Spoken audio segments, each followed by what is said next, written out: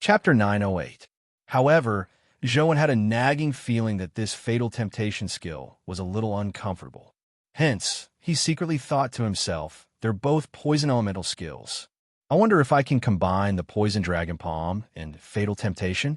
Zhou carefully studied the two essence energy skills. Apart from using different parts of the body, the two essence energy skills were very similar in other aspects. They both used essence energy to transform poison and used poison to win. It didn't seem impossible for them to be combined. It would be great if I could use the poisonous powers of fatal temptation on my hands. Zhou was still used to using his hands instead of his hair. Therefore, Zhou began the corresponding research and experiments, hoping to combine the two. The process wasn't that easy. Although it was the same primordial energy poison transformation, the circulation methods of primordial energy skills were still very different. After studying it for a long time, Zhou realized that it was impossible to fuse two primordial energy arts into one. All he could do was attempt to add some primordial energy circulation techniques of another primordial energy skill into one. At the appointed time, Zhou came to the Liu family again. This time, the Liu family was still very warm, but compared to the first time, they were much more polite and solemn. The current head of the Liu family, Old Master Liu, personally came out to welcome Zhou. Furthermore, he didn't treat Zhou as a junior because of his age. Zhou knew that it was most likely because of his battle with Yu Suji now that the Liu family placed special importance on him. After entering the Liu family residence, Zhou saw the others the Liu family had invited. Zhang Xiao came from a Zhang family, and Zhou didn't know anyone from the Xia family. However, the Xia family members looked at Zhou with a strange expression. It didn't look like hatred, nor did they have any intention of getting close to him. Zhou could understand. He had killed Xia Jiahuang, but to the Xia family, Xia Jiahuang was the founder of the Xia family. However, he had nearly destroyed the Xia family, so their attitude towards Zhou appeared odd. Old Master Liu didn't waste any time. After explaining the situation of the breakout creature in detail, he led everyone to the place where the breakout creature had recently appeared. Half a month ago, the breakout creature frequently appeared in the vicinity of Sea Gazing City, causing a large number of casualties. There was even one time when it rushed into Sea Gazing City and started a massacre. The losses caused were incalculable. However, in the past half a month, the breakout creature rarely approached the coast. Most of the time, it appeared in the shallow sea. Furthermore, the number of times it appeared was decreasing. The Liu family had been sending people to monitor the breakout creature's movements. Although they didn't dare get too close, with the Liu family's understanding of this area, they could still determine that the breakout creature was likely residing on a nearby island. The island wasn't too far from Sea Gazing City, but it was different from the 6 islands in Turtle Tomb. It was a real island and not a dimensional zone. The Liu family sent a turtle team to send Zhou and company to the island. The epic experts of the Liu family controlled the epic black rock turtles and swam quickly on the surface of the sea. Zhou stood on the back of a black rock turtle and looked into the distance. Zhang Xiao led the Zhang family's white crane team and rode their own white crane to fly in the sky. They didn't ride on the black rock turtle. In just over an hour, the island was right in front of them. Our Liu family has already informed everyone of the information we know. If you are confident, you can head to the island to hunt the breakout creature. If you aren't confident, I hope you won't take the risk. After all, life is precious. Also, although this island isn't a dimensional zone, breakout creatures have often appeared here in the past. Therefore, there might be more than one breakout creature on the island. Everyone, please be careful. If you discover anything amiss, please retreat here immediately. Our Liu family will be responsible for receiving you. After Old Master Liu said that, he turned to Zhou and asked, Zhou, do you want us to help you take care of the child first? There's no need. This child is afraid of strangers. Seeing that the others had already headed for the island, Zhou transformed White Shadow of Poison into wings and flew towards the island. Before arriving at the island, Zhou had already expanded Truth Listener's surveillance range to its limits. He wanted to understand the situation on the island. This island wasn't too big. It was a typical island formed by a volcanic eruption. In the middle was a volcano that would occasionally emit smoke. Although it wouldn't erupt, it wasn't a good place. There was a jungle around the volcano. The terrain wasn't complicated, but the jungle was too dense. There were many creatures inside, so it was possible that problems would arise. Zhou used Truth Listener's ability to envelop the entire island and monitor it. However, to Zhou surprise, he didn't find any traces of the breakout creature on the island. He also didn't discover the other breakout creatures that the Liu family had mentioned. Apart from some insects and birds, there wasn't a single-dimensional creature on the island. When Zhou arrived at the coast, he stopped and scanned the entire island again. The outcome was the same. He didn't discover any dimensional creatures. Did the Liu family make a mistake? Or did the breakout creature just happen to leave? Zhou frowned in thought. As Zhou was pondering over it, a person walked over. He was a freelance hunter. To be invited by the Liu family, he was probably very famous, but Zhou didn't know him. The person came in front of Zhou and introduced himself. My name is Bida. I was born and raised in Sea-Gazing City. I'm quite famous among the local freelance hunters. Zhou sized up Bida without a word. This person's aura was very strange. He looked like he was at the mortal stage. His vital aura was very weak, but the Liu family naturally couldn't invite a mortal stage human to participate in such an operation. Bida continued. As a native of Sea-Gazing City, my understanding of this area isn't inferior to the Liu family's. I even know some information that the Liu family doesn't know. I can say with certainty that it's impossible for them to find that breakout creature on the island. Why? Zhou asked curiously. If you're willing to cooperate with me, I will tell you why. Furthermore, I can lead you to that breakout creature, Bida said. Since you know everything, why don't you deal with that breakout creature yourself? Zhou asked. If I had that ability, I wouldn't have come to you to cooperate. Bida paused before continuing. If you don't believe me, you can look for it first. It won't be too late to cooperate after verifying my words. How do you want to cooperate? Zhou asked directly. He naturally knew that the breakout creature wasn't on the island. Chapter 909. Let's work together to kill the breakout creature. After the matter is done, the benefits given by the Liu family will belong to you. If the breakout creature drops anything, it will belong to me. If nothing drops, I'll just blame it on my bad luck, Bida said. From the looks of it, there's no way we can cooperate. Zhou was mainly here for the companion egg that might drop. He wanted to help Sheng. Obtaining the fiend dust was just in passing, so it was naturally impossible for him to agree to such conditions. Bida couldn't help but be taken aback. Aren't you satisfied with obtaining the Liu family's fiend dust mine and the right of first refusal? Zhou didn't explain as he constantly scanned the island with Truth Listener. Apart from Zhou, the Zhang and Xia families and the freelance hunters were also using their own methods to search for the breakout creature. Unfortunately, they found nothing like Zhou. Some people were already beginning to suspect that the breakout creature wasn't on the island at all. Zhou thought for a moment before carrying towards the volcano. If the breakout creature could really be on this island, it could only be inside the volcano. Zhou, are you really not going to consider it? The chances of a breakout creature dropping a companion egg are very low. Bida persuaded Zhou. Since the chances of a companion egg dropping are very low, why are you trying your luck? Zhou said casually. I don't have the ability to kill a breakout creature. I can only try my luck, Bida said. Then there's no other way. I also want to try my luck. As the two of them spoke, they had already approached the volcano crater. There were already quite a number of people gathered at the volcano crater. Zhang Xiao and the Xia family were also here. From the looks of it, their judgment was the same as Zhou. They believed that the breakout creature might be hiding inside the volcano. Don't tell me you think that the breakout creature is inside the volcano like them. Bida whispered to Zhou. Please forgive me for being blunt. Now that they believe that the breakout creature is inside the volcano, it's the best opportunity for us to kill it. If we waste too much time, I'm afraid another accident will happen. I can't agree to your conditions.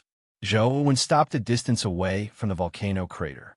The Zhang family and the Xia family had already used fire elemental companion beasts to enter the volcano to search. Zhou used Truth Listener to scan the volcano, but he didn't find any traces of breakout creatures. Instead, he saw a lot of magma inside the volcano. This place was an active volcano, making it very unstable. That breakout creature should be spatial, not fire elemental. It shouldn't live in magma, right? Zhou thought. It was very difficult for Truth Listener to hear the situation in the magma clearly. Unless a companion beast went down, it would be very difficult to obtain an outcome. When Zhang Xiao and company saw Zhou, they were somewhat nervous. Zhou was famous, and they knew how powerful he was. Among so many people, Zhou had the highest chance. Seeing that Zhou wasn't moved at all, Beta gritted his teeth and said to Zhou, "How about this? The items dropped by the breakout creature will be yours. The Liu family's fiend dust will also be yours. I'll only take 30% of the fiend dust as a reward. What do you think?" "In that case, I can't consider it," Zhou said after some thought. "There's no time to lose. Let's hunt the breakout creature while they are still searching the volcano," Beta said. "All right, we'll do as you say. Apart from 30% of the fiend dust, everything else will belong to me. Do you have any objections?" Zhou asked Beta. "There's no other way. It's my fault for not having the ability to kill that dimensional creature. I'll just treat it as selling information," Beta said helplessly as he spread out his hands. Zhou nodded and left the volcano with Beta. After Beta led Zhou down the volcano, they passed through the forest and arrived at the other side of the coast. Beta walked along the coast for a while before stopping at a spot. He pointed at the coast below and said, "There's a karst cave below. We have to pass through the seawater. Are you fine with swimming? Also, what about this child? I'm from inland, so I'm not very familiar with water. Does that breakout creature live in the water?" Zhou asked. "That's not it. However, the underwater part of the karst cave is a little long. If you're good at swimming, it won't be difficult to pass through. If you don't know how to swim, you can only hold your breath and walk over," Beta said. "Then there's no problem. Let's go." Zhou carried Ya and walked towards the sea. Beta went into the water first. Zhou used the Black Tortoise 7 Mansions Protection Essence energy skill. After entering the water, the seawater was isolated a foot away, preventing it from touching Zhou's body. Zhou carried Ya and sank to the bottom of the seawater. Indeed, he saw a black cave below. Beta had already swum in. Zhou walked along the bottom of the karst cave and followed behind Beta. Beta was rather good at swimming, but Zhou walked too slowly. All he could do was control his speed and lead Zhou into the karst cave. The underwater world was extremely magical, especially in the karst cave. There were all kinds of creatures and fish. The Black Tortoise's Protection Essence energy skill had a certain ability to avoid water. Yeah, curiously sized up the fish. When she saw fish approaching, she extended her hand out of the Black Tortoise barrier and wasn't obstructed by it. Although the 28 Lunar Mansion's protection wasn't of a high level, it was somewhat different from ordinary essence energy barriers. The biggest difference was that he could control it freely. Ordinary essence energy barriers were forcefully formed essence energy barriers, but the barrier formed by the 28 Lunar Mansion's essence energy skills wasn't like that. He could control it as he pleased. Furthermore, it wasn't a simple barrier, but a liquid that enveloped his entire body. Furthermore, the barriers of different lunar mansions had different attributes. For example, the Black Tortoise had the water attribute, the Vermilion Bird had the fire attribute, the Azure Dragon had the wood attribute, and the White Tiger had the metal attribute. Now, Zhou still lacked an essence energy skill. Without gathering the 28 Lunar Mansion skills, he didn't know if he would have other special abilities in the future. The underwater karst cave was winding and bizarre. As they didn't advance in a straight line, they often had to pass through narrow gaps. Furthermore, Zhou wasn't walking fast. After more than half an hour, the two of them passed through the underwater karst cave and emerged from the water. There was still a karst cave beyond the water surface. However, This Karst cave was somewhat different from before. The Karst cave here was like a crystal mine filled with blue crystals. Zhou quickly discovered that in a cave surrounded by crystals, there was an egg that was half the height of a person. Could it be the egg of that breakout creature? Zhou said as he looked at the egg in surprise. I think it's very likely. Your luck is really good. I never expected that breakout creature to lay an egg. This is a mythical egg. Although it's not a companion egg and can't be incubated as a companion beast, such a dimensional creature can be easily tamed if it's tamed from a young age, Beta said enviously. Chapter 9-10. Zhou observed his surroundings and didn't find the breakout creature. There was only one egg in this crystal cave-like place. How regretful. If I had known this would happen, I would have taken the egg away myself. The value of this mythical egg far exceeds the fiend dust, Beta said regretfully. Zhou didn't say a word as he walked towards the egg. As the dimensional creature inside had yet to be born, it wasn't dangerous. He walked to the side of the crystal glass-like egg and reached out to lift it up. This egg was much heavier than a rock. Although it wasn't big, its weight was a little terrifying. If Zhou hadn't been strong enough, he probably wouldn't have been able to lift it with one hand. The moment Zhou touched the egg, he suddenly saw spatial ripples appear beside him. It was a sign of long-distance spatial teleportation.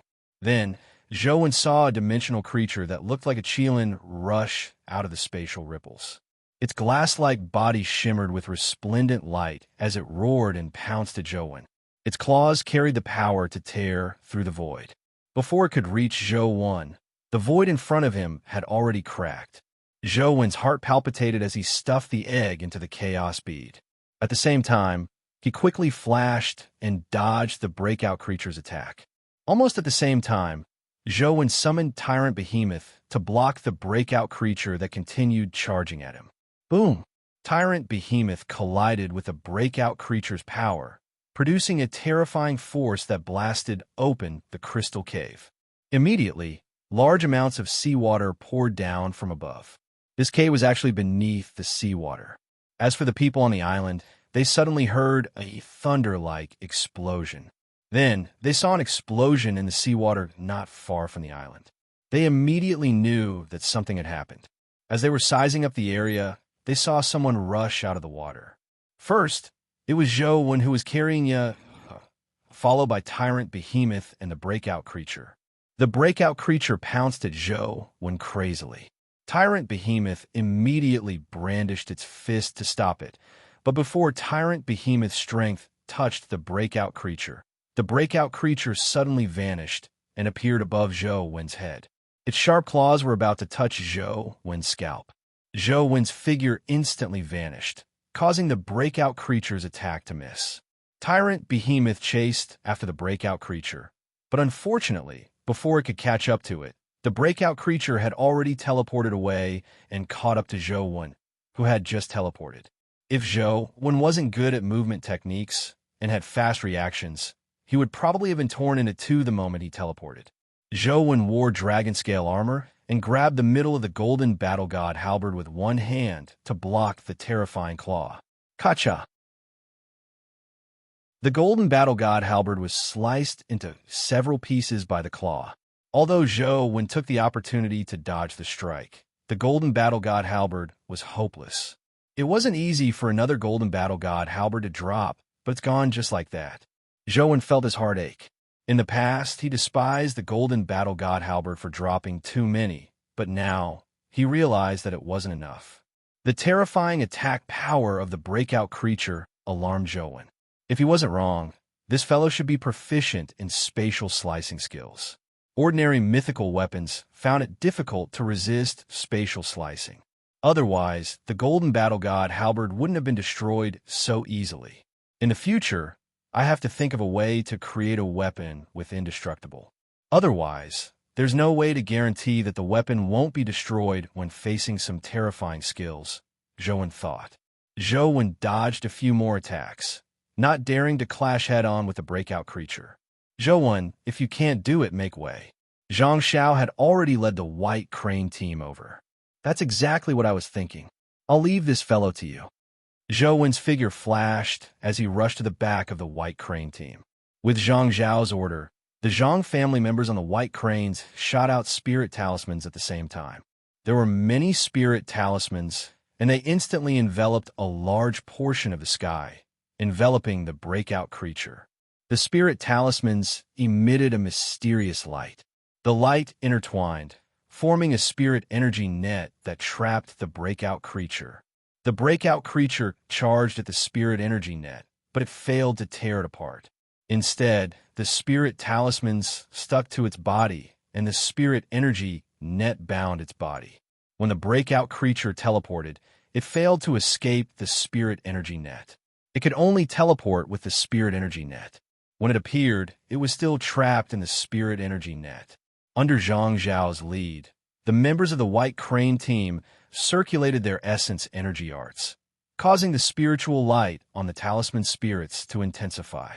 The breakout creature seemed to be in extreme pain as it roared and tried to tear apart the spirit energy net, but it didn't have much of an effect. The spirit energy net didn't look like a real net. Instead, it appeared on the breakout creature's body like a tattoo. No matter how the breakout creature struggled, it couldn't escape. The Zhang family sure has some skill. That primordial energy art can actually combine different people's primordial energy skills into one. It's quite magical. Zhou felt like his horizons had been broadened. He had never seen such a primordial energy art and primordial energy skill before. Zhang Xiao said coldly, "Don't be surprised. How can you know the Zhang family's heritage?" Zhou didn't say a word as he watched the Zhang family fight the breakout creature. The Xia family and the other freelance hunters were also attracted over.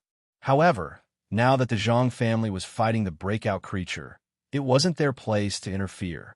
Offending the Zhang family for a breakout creature and fiend dust wasn't worth it to most people. However, everyone had the same mentality. If the Zhang family couldn't deal with the breakout creature and even ended up suffering heavy losses, they would be able to take advantage of the situation.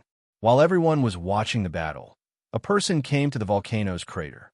He looked down at the crater before carefully climbing down.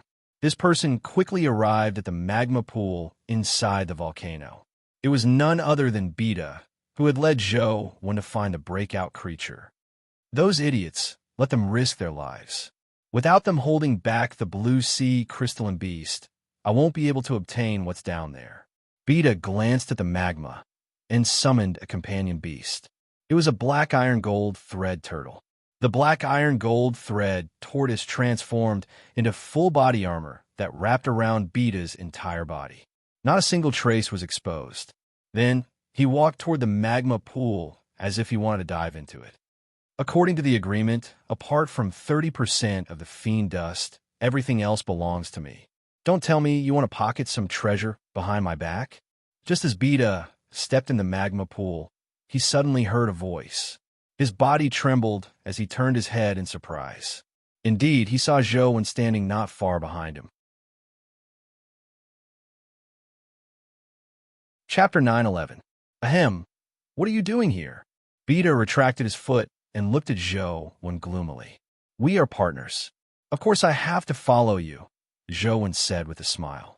He wasn't really following Beta the entire time. However, when he came to the volcano, Zhou had left Primordial Spore here as a spy. If he discovered anything here, he would be able to know. To his surprise, he discovered Beta sneaking here. Zhou found this fellow somewhat odd from the beginning, so he used Truth Listener to listen carefully. He roughly knew what was going on, so he rushed to stop him before he went down. He wanted to figure out what was beneath the magma. Didn't I already help you find that breakout creature? Our cooperation has already ended. Why aren't you killing the breakout creature? Why are you looking for me? Beta said, You can't say that. You used me to lure the breakout creature and the people here away. This means that we are still working together. I should have a share of the treasures here. Don't you think so? Zhou said slowly. Beta knew that it was impossible to kick Zhou away. He gritted his teeth and said, All right, I admit it. We'll split the items below equally. However, you have to go down with me and bring up the items below. With that said, Beta wanted to walk into the magma. Wait, tell me what's down there first. Zhou naturally didn't believe Beta as he extended his bamboo blade to stop him. Beta punched out and struck the bamboo blade scabbard, causing it to tilt to the side before plunging into the magma. Zhou looked at the magma below and summoned the fiend-armored Tiger Soul General. He got him to follow, but he didn't go down himself. After the fiend-armored Tiger Soul General entered the magma, he immediately became excited. The purple flames in his body ignited as he ran quickly through the magma, chasing after Beta. This fellow is really difficult to deal with. Beta felt somewhat depressed when he saw the fiend-armored Tiger Soul General chase after him without fear of the hot magma. It wasn't easy for him to have the black iron gold thread turtle armor drop before he could enter the magma. Any random companion beast from Zhou could achieve the same effect, making Beta very unhappy. Thankfully, Beta was very fast in the magma.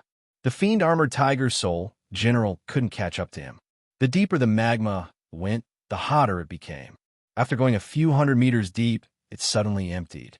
After the fiend-armored Tiger Soul General rushed out, it realized that it was in magma. It was surrounded by magma, and there was nothing to support it. However, there was an invisible force that shielded the surrounding magma. In the middle of the space, there was a black magma cocoon. Through the fiend-armored Tiger Soul General's thoughts, Zhou also learned of the situation. His expression immediately changed. A guardian cocoon. There's actually a guardian here. In that case, that breakout creature is actually protecting the cocoon of the guardian. I thought there was something good. It's a guardian. Zhou found it somewhat boring. He no longer needed the guardian to advance his life soul, nor did he need the guardian's blood. Guardians were no longer of much use to him. At most, he could use them to kill. Beta quickly rushed towards the guardian cocoon. From the looks of it, he planned on trying to contract the guardian here. Zhou got the fiend-armored Tiger Soul General to stop and didn't stop him. The guardian would appear sooner or later anyway. The difficulty of killing an uncontracted guardian was about the same as a contracted guardian. A contracted guardian might even be easier to kill, so there was no need to stop him. Beta rushed to the guardian cocoon and dripped his blood on it. Soon, the black-red guardian cocoon absorbed Beta's blood. Then, scarlet magma cracks appeared on the cocoon. As the cracks collapsed, a fiend that looked like it was made of magma rushed out. My name is Balrog. From today onwards, I'll fight with you.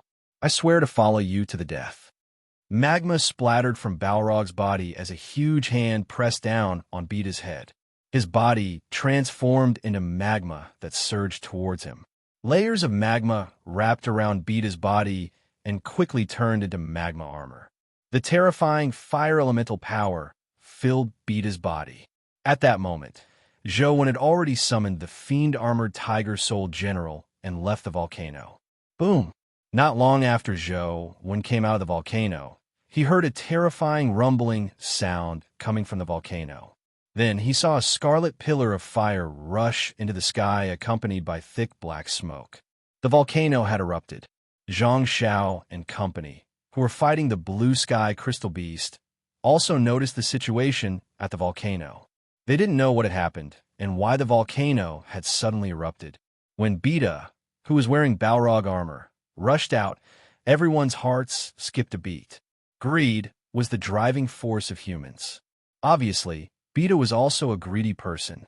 After obtaining Balrog, Beta rushed out with the volcanic eruption and directly charged at the blue sky crystal beast. Obviously, he also wanted to snatch the blue sky crystal beast. The members of the White Crane team were fighting the blue sky crystal beast with all their might, so they didn't have the strength to deal with Beta. Beta swept towards the blue sky crystal beast with magma-like flames. The blue sky crystal beast was trapped by the spirit light net. After teleporting, it failed to dodge the terrifying flames, and its entire body was ignited. Even the Zhang family's spirit talismans and spirit light net were destroyed by the flames. After the blue sky crystal beast lost the restraint of the spirit light net, it constantly teleported and charged into the sea, hoping to use the seawater to extinguish the flames on its body. However, after the blue sky crystal beast entered the seawater, the flames on its body didn't extinguish. They continued burning its body rapidly. Beta had already rushed into the sea like a fire dragon in the sea, chasing after the blue sky crystal beast. Zhang Xiao was furious. After working hard for so long, he had ended up benefiting others. However, the White Crane team wasn't good at water battles. Looking at Beta's might, he probably had no chance of snatching the blue sky crystal beast back today. The Xia family and a few freelance hunters chased into the sea, but they quickly lost track. With their speed in the sea, they couldn't catch up to the blue sky crystal beast and Beta, who could teleport. Beta was also a strange person. He clearly cultivated a fire elemental essence energy art and contracted a fire elemental guardian, but his water was surprisingly good. Furthermore, Balrog didn't seem to be afraid of water. Its flames could burn in the water without any obstruction. The blue sky crystal beast constantly teleported. It wasn't difficult for it to open up the distance between it and Beta, but the flames on its body couldn't be extinguished. As the flames burned, the blue sky crystal beast's vitality became weaker and weaker. The distance of its teleportation also became shorter and shorter. Finally, Beta slowly caught up to it. Seeing that the blue sky crystal beast was on the verge of collapse, Beta blasted out a magma-like fire dragon and devoured the blue sky crystal beast's char body. In a moment, its body was burned to ashes and a crystal fell out.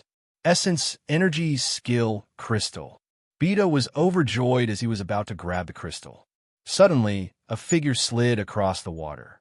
His posture was like a dragon or WYRM, and he was even faster than Beta in the water. He snatched the blue sky crystal beast's crystal before Beta could. Beta was slightly taken aback. On careful look, he realized that the person who had snatched the crystal was Zhou. Didn't you King say that you're from inland and don't know how to swim? Beta wished he could slap Zhou in the face. The water that Zhou displayed was even better than his. He was too shameless to pretend to be a non-swimmer in the beginning.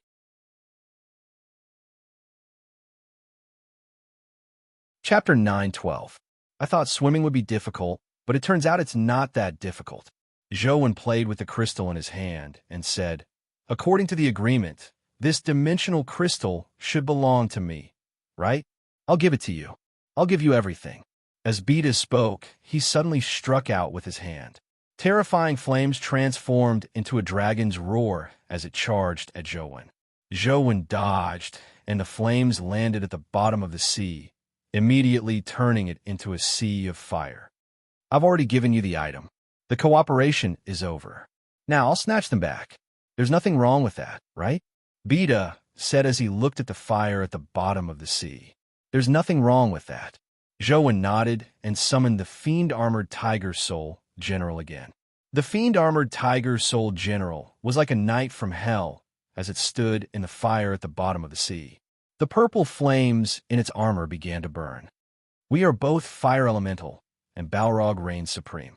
You are too naive if you want to use a fire elemental companion beast to fight me, Beta said as flames spewed from his body and charged at Zhou.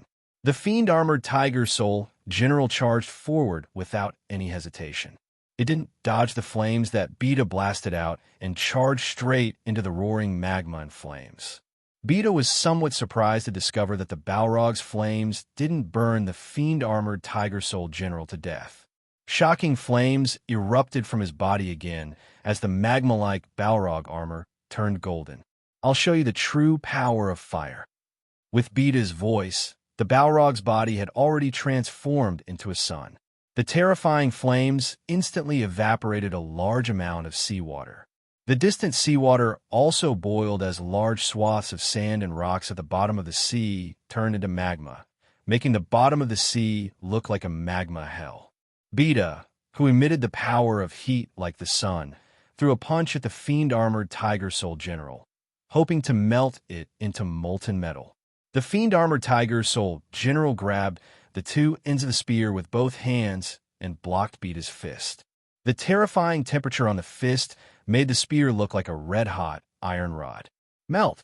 The temperature on Beta's body rose again, hoping to melt the Fiend-Armored Tiger Soul General. Under the terrifying heat, the fiend-armored Tiger Soul General's armor burned red. However, strangely, there were purple flames on it. Beta originally thought that as long as he put in more effort, he could melt the fiend-armored Tiger Soul General into liquid metal, but he quickly realized that something was amiss. The Balrog's high temperature failed to melt the fiend-armored Tiger Soul General. Instead, the purple flames in its body grew stronger. Bang! The fiend-armored Tiger Soul General exerted strength with both hands and sent Beta flying. The ferocious tiger under him roared and charged forward. The burning spear carried purple flames as it stabbed at Beta. Beta was alarmed as he used the various skills and abilities of a Balrog to fight the fiend-armored Tiger Soul General. The flame demon was indeed incomparably ferocious. The flame demon's flames were somewhat different from ordinary fire energy. Its devil flames had a burning effect.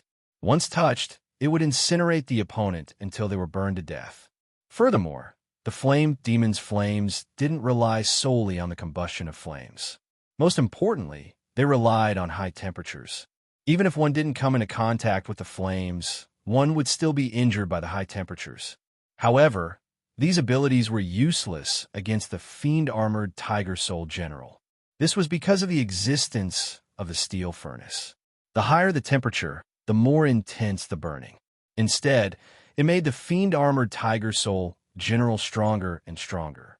In the beginning, Beta could still suppress the fiend-armored Tiger Soul General with the power of the Balrog, but through Beta's hard work, he finally fell into a disadvantage. What the hell is this companion beast? Beta had already realized that something was amiss, but he still found it unbelievable. Not only was the Balrog's strength unable to injure the fiend-armored Tiger Soul General, but it was also being used by the other party. However, the increasingly stronger fiend-armored Tiger Soul General had no choice but to believe it. Beta knew that the Balrog had encountered its nemesis. He turned around and ran, hoping to escape first. How could Zhou let him have his way? He chased all the way. Seeing that he couldn't escape Zhou when in the water, Beta fled towards the coast. After rushing ashore, a circular spout similar to a rocket propeller appeared on the back of the Balrog armor. Devil flames spewed out from it, pushing Beta's body away at a terrifying speed. Beta rushed into the mountainous area and looked back. When he didn't see Zhou when chasing after him, he heaved a sigh of relief and landed from the sky. However, just as he landed on a mountaintop, he saw Zhou when riding a gigantic pangolin-like companion beast. He was looking at him from the opposite mountaintop. Beta was alarmed. He hurriedly used the power of Balrog's ejection and soared into the sky again, fleeing in another direction. However, no matter how fast Beta was, every time he stopped, he would see Zhou when carrying and riding the companion beast nearby. After a few consecutive attempts, Balrog's strength was almost exhausted. Beta was on the verge of tears. What do you want? After landing again, he saw Zhou. Beta didn't run again as he panted at Zhou. What I want to do is what you just said, Zhou said. What did I say? Beta asked, panting. Didn't you say that our cooperation has ended and that you want to snatch the item back? That's what I want to do, Zhou said. You took the blue sky crystal beast's egg and the dimensional crystal. You have taken everything. What else do you want? Beta said, and the guardian on you, Zhou said calmly. You don't cultivate a fire elemental essence energy art. Even if I give him to you, you won't be able to contract him. Furthermore, I've already contracted him. I can't give him to you even if I want to, Beta said. That's simple. Just kill him. As Zhou spoke, he gripped the bamboo blade tightly, ready to strike at any moment. With an additional guardian in the world, the battle between guardians would cause more damage to Earth. He would kill as many as he could. Then you might as well take my life. I'll fight it out with you. As Beta spoke, he pounced over angrily. The Balrog armor on his body erupted with shocking demonic flames that blotted out the sky like flames burning the heavens. Seeing Beta pounce over like a flame giant, Zhou's expression didn't change at all. However, his aura instantly became extremely terrifying. The bamboo blade was unsheathed as the immortal slaying aura was unleashed. The demonic flames that filled the sky suddenly split into two. Zhou Wen's figure appeared behind Balrog, as though he had teleported. The bamboo blade had already returned to its scabbard. When the bamboo blade was completely sheathed, the Balrog in the sky split into two.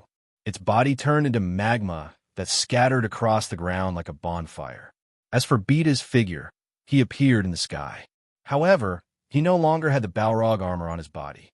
Instead, a pair of crow-like wings appeared on his back, and a black mask that resembled a ghost appeared on his face. His aura had become extremely strange.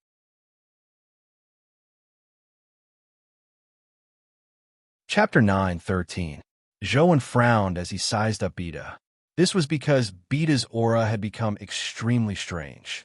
Furthermore, this was the first time he had seen a human use a guardian as a shield and scam a guardian. Wang Mingyuan is right. You are indeed very powerful, Beta said to Zhou Wen from midair. Upon hearing Wang Mingyuan's name, Zhou Wen's pupils constricted slightly as he stared at Beta and asked, "Who are you?" "Beta, the man who is about to become the Yiksha king. Remember this name," Beta said as he flapped his wings.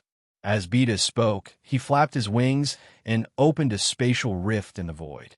He flapped his wings and retreated into the spatial rift. Zhou Wen watched the spatial rift disappear. It was too late to chase after him. That fellow is the same as teacher, but he seemed a little different. Countless thoughts flashed through Zhou Wen's mind.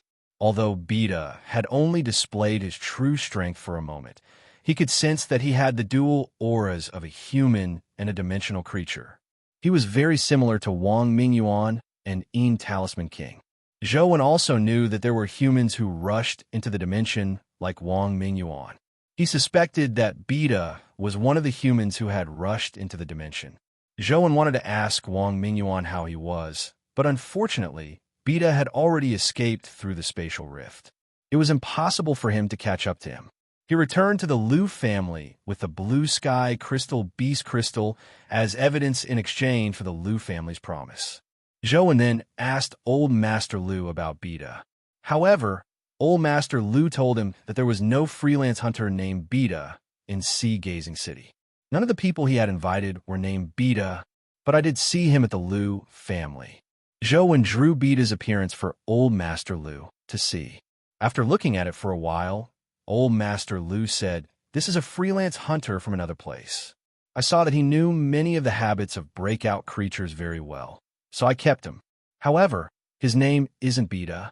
He said his name is Ai." Zhou Wen originally didn't have any hopes of finding anything.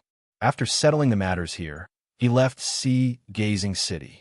Yusuji now didn't participate in this hunting operation.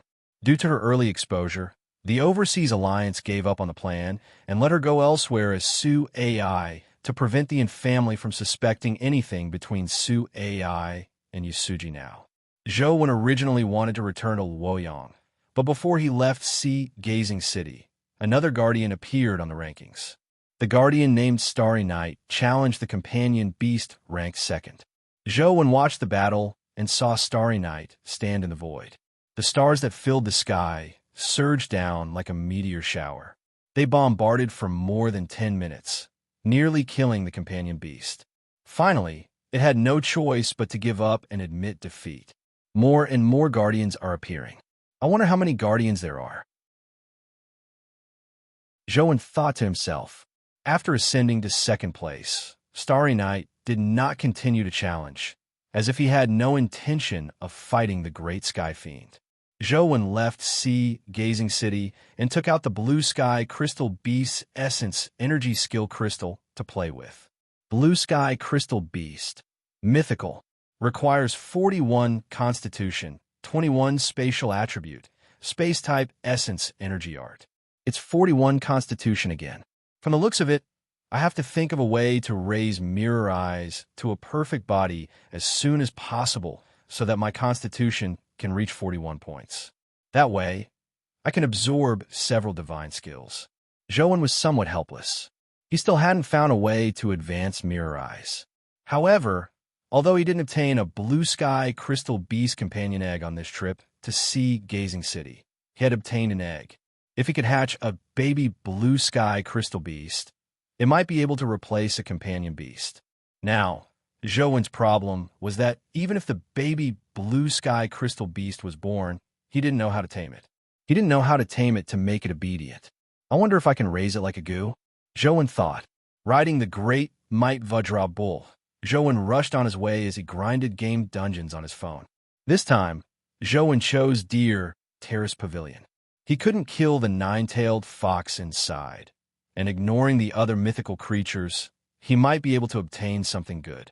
After grinding all the dimensional creatures that could be farmed, Zhou went to challenge the nine-tailed fox when there was nothing left to grind. Since he had to respawn dungeons, it was good to test the nine-tailed fox's strength. Just like the last time, after killing the fox body, the nine-tailed fox didn't die. Instead, it entered its terror form and became a beautiful demon concubine.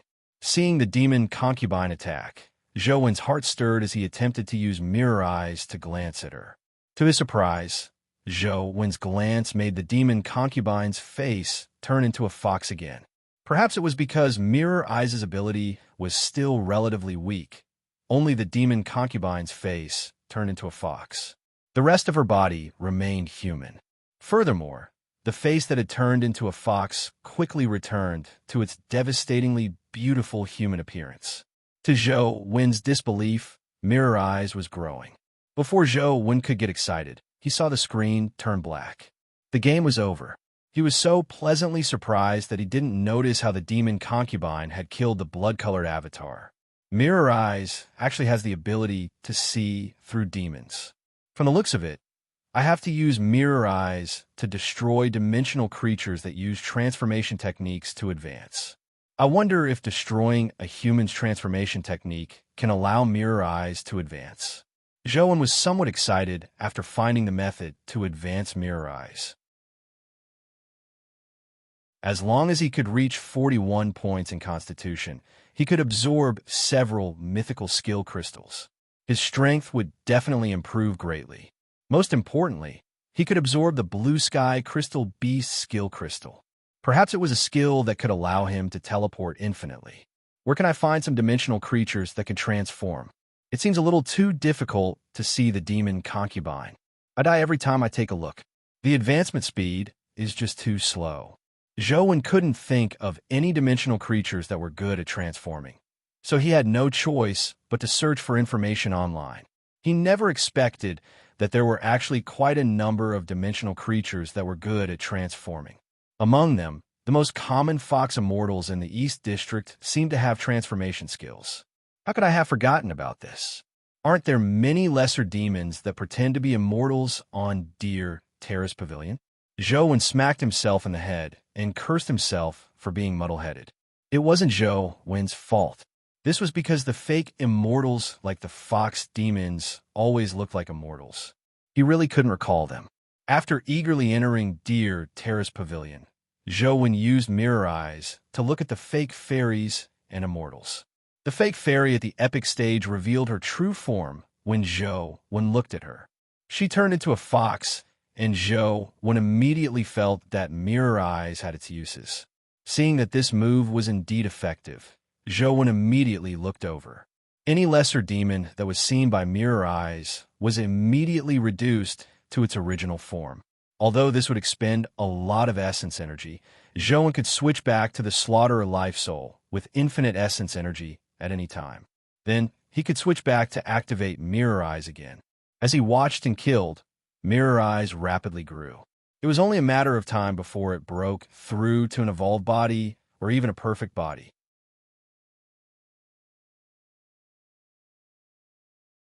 Chapter 9:14. Recently, Zhou had absorbed quite a number of essence energy crystals. There was no lack of mythical crystals among them. He felt that the essence energy pill seemed to have reached its limit and was about to break through. However, for some reason, he couldn't take that step at the critical moment. It was as though something was missing. What's missing? Zhou looked at the diamond-like essence energy pill in front of him and frowned in thought. It was clearly not energy. It was just that the primordial body's essence energy pill had already absorbed quite a number of mythical essence energy crystals. Be it the quality or quantity of energy, it far exceeded the requirements of the primordial body life soul's evolution. If it's not a lack of energy, why can't the essence energy pill evolve? Zhou thought about it, but couldn't figure it out. As he was thinking, his phone suddenly rang. He took out his phone to take a look and realized that it was from Feng Shuyan. Feng Shuyan, this person normally did not speak much, but the words that he said, the average person could not really understand. Coach, thank you for your guidance. I've already overcome my weakness and have made some achievements with my saber techniques. If you have the time, can you help me take a look at my saber techniques? Zhou looked at Feng Shuyan's saber techniques and was as baffled as ever. However, he was already used to it, so he casually replied, "The earliest I can return to school is the day after tomorrow. I'll look for you when the time comes." "I can't wait." "Coach, which path do you take?" "I'll look for you," Feng Shuyan replied.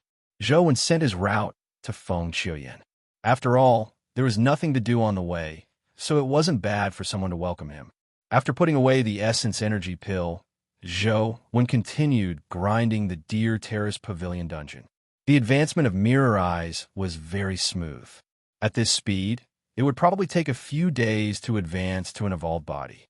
As Zhou was gaming, he suddenly felt a tattoo on his body tremble. Without waiting for him to summon it, the companion beast automatically left his body. "Neonate, what happened?" Zhou asked curiously when he saw demonic Neonate staring at the lake by the side of the road. "Food," demonic Neonate answered, her gaze still fixed on the lake. Zhou really didn't know what food demonic Neonate was referring to. This was because her food was too strange. Even guardians could be treated as food. Demonic Neonate was the only one. The lake by the side of the road wasn't too big. Truth Listener could directly envelop it, but it didn't discover anything amiss. The lake was filled with ordinary creatures. There were quite a number of fish and shrimp, but there were no dimensional creatures. There were no dimensional zones nearby. He looked at the map on his phone and found that there was no lake marked on the map. "Where's the food?" Zhou could only ask demonic Neonate. The demonic infant stretched out a finger and pointed to the center of the lake. Zhou noticed that she was pointing at the surface of the lake and not inside. Hence, he narrowed his eyes and looked over. In the middle of the lake, there was a bamboo pole standing in the lake. A scarecrow was hanging on the bamboo pole. "The food you mentioned is that scarecrow?"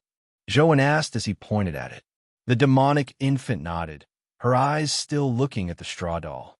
As she had finished eating all the longevity fruits she had obtained previously, demonic Neonate hadn't eaten anything in the past few days.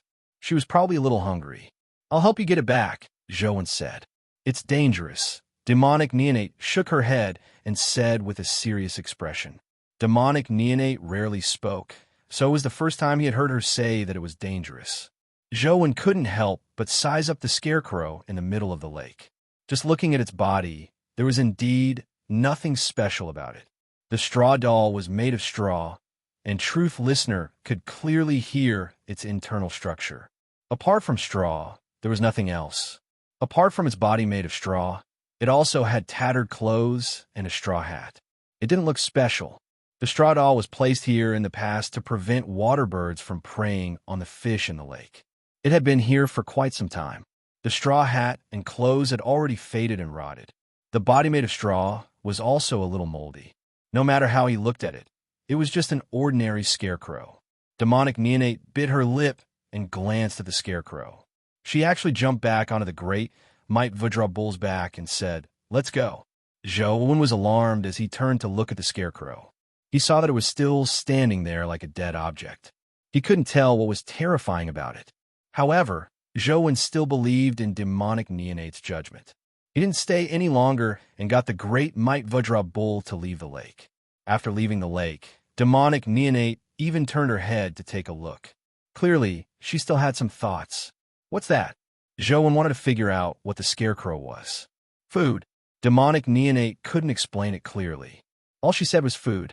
Zhou secretly memorized this place to prevent himself from provoking the scarecrow when he passed by in the future. Something that even demonic Neonate was wary of was definitely no trifling matter. After walking for half a day, he suddenly saw a cyan bird flying at an extremely fast speed in the distant sky. Soon, it arrived above Zhou. The huge cyan bird circled a few times before landing from the sky. A figure floated down. It was none other than Feng Qiuyan. "Coach, I'm here." Feng Qiuyan landed in front of the great Might Vajra bull. The cyan bird also turned into a tattoo and returned to Feng Qiuyan's body. "You really don't waste a single moment," Zhou said with a smile. Feng Qiuyan said seriously, "After I overcame my weakness, my saber skills improve a little. I really want you to take a look at me, so I immediately rushed over. Then let me see how much your saber skills have improved." Zhou placed Yer on the Vajra bull's back and flew to the grass beside him. Feng Qiuyan didn't stand on ceremony. He summoned his life soul saber and held it in his hand, preparing to attack. "Wait, you said that you have restrained your weakness, so what do you think is your weakness?" Zhou said as he stopped Feng Qiuyan's attack. Feng Qiuyan said seriously, "I've considered this question for a long time. Although there are many problems with my saber skills, those problems can be resolved through cultivation. Therefore, they can only be said to be flaws and not weaknesses. No matter how I think about it, I only have one weakness, and that is loneliness." Loneliness? Zhou didn't understand what Feng Qiuyan meant. "Yes, it's loneliness. This is because my saber skills are all for fighting alone. Therefore, if I encounter experts of the same level attacking me, it's very easy for me to be defeated due to my stamina or being overwhelmed," Feng Qiuyan said. Zhou thought to himself, "Can this be considered a weakness? If this is a weakness, then all creatures in this world have such a weakness. Then how did you overcome this weakness?" Zhou was somewhat curious.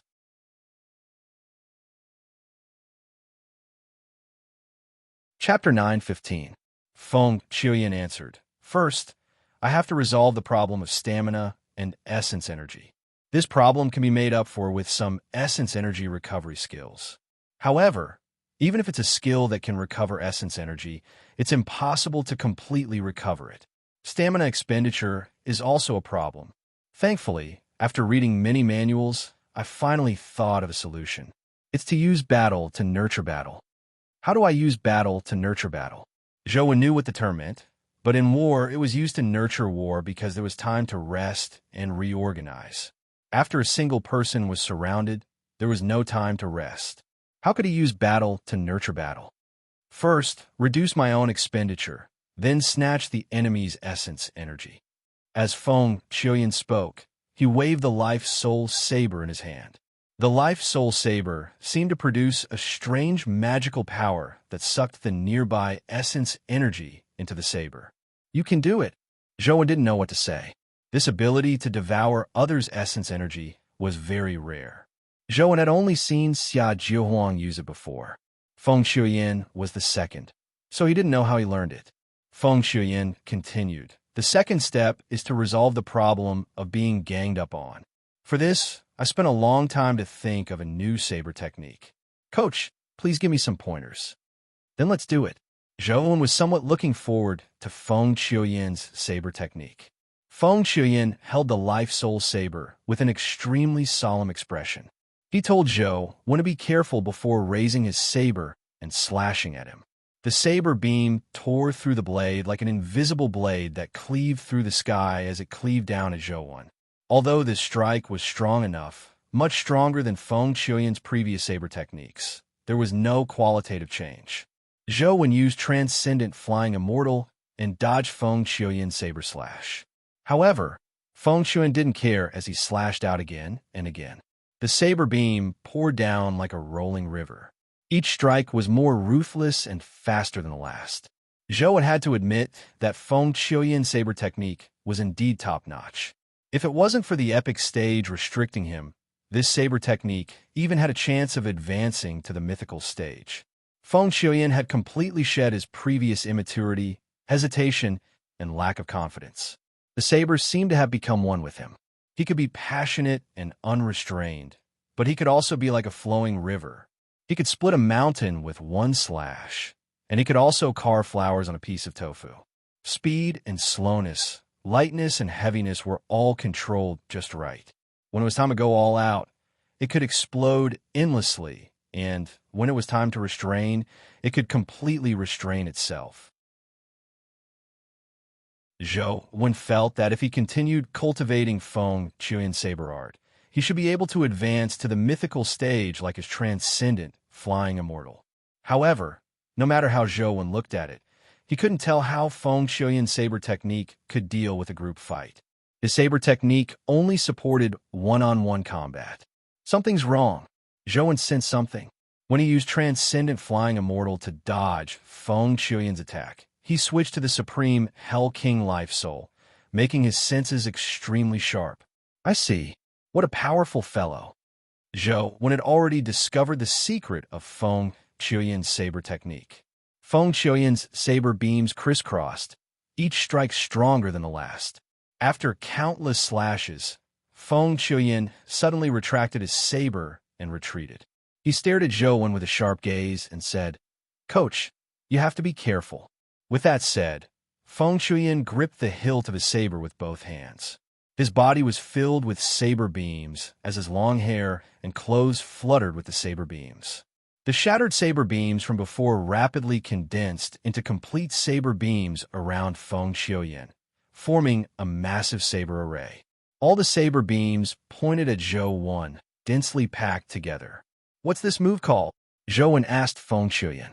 "This is the inspiration I got from watching an ancient video work, coupled with my own research and modifications. That move in the video work is called 10,000 Swords Return to Origin. I call this move 10,000 Saber Pilgrimage." Feng Qiuyan's hand that held the saber began to tremble. The life soul saber in his hand was connected to all the saber beams. It was equivalent to bearing the power of 10,000 sabers. Although it was a little exaggerated, there were still more than 1,000 sabers. "Use your full strength. Let me see how strong your infinite saber pilgrimage is," Zhou said seriously. "Coach, please be careful." Feng Qiuyan couldn't hold on any longer as he slashed down at Zhou. With the power of his saber, the dense saber chi was like a saber river descending from the sky, violently rushing down. The dense saber beams poured down as Zhou swayed left and right in the saber river like a ghost. His figure left after images in the air. The saber beams slashed through the after images, but they failed to touch Zhou's body. The violent saber beams failed to touch his body. All of them flew over and slashed at the mountain rocks behind Zhou. Boom! Boom! The mountain rocks that were dozens of meters tall were shattered by the dense saber beams, collapsing into countless rubble. However, Zhou remained standing in front of the collapsed rocks unscathed even when the last saber beam slashed past. Feng Qiuyan didn't feel discouraged because Zhou had dodged his infinite saber pilgrimage. On the contrary, he stared at Zhou with a burning gaze. His mind was completely occupied by the movement technique Zhou had used to dodge the infinite saber pilgrimage. With a saber in hand, Feng Qiuyan stood there and stared at Zhou. His aura, which should have dropped after using the infinite saber pilgrimage, didn't drop.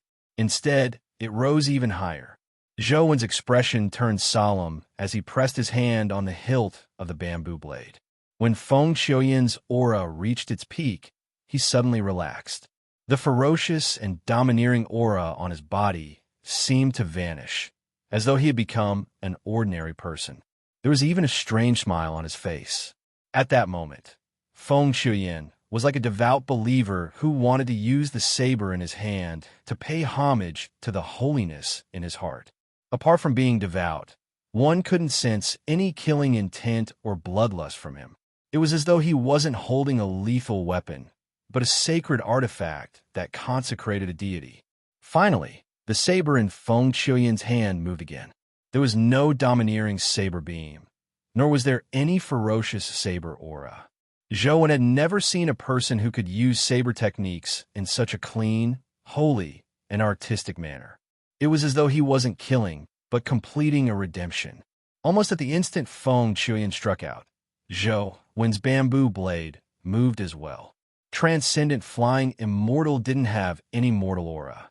Like an elegant immortal, he crossed paths with Feng Qiuyan. A saber hum that resembled a dragon's roar lingered for a long time. If one carefully distinguished it, they would realize that the saber hum came from two different sabers. Bamboo blade and the life soul saber in Feng Qiuyan's hand were trembling and humming. Crack!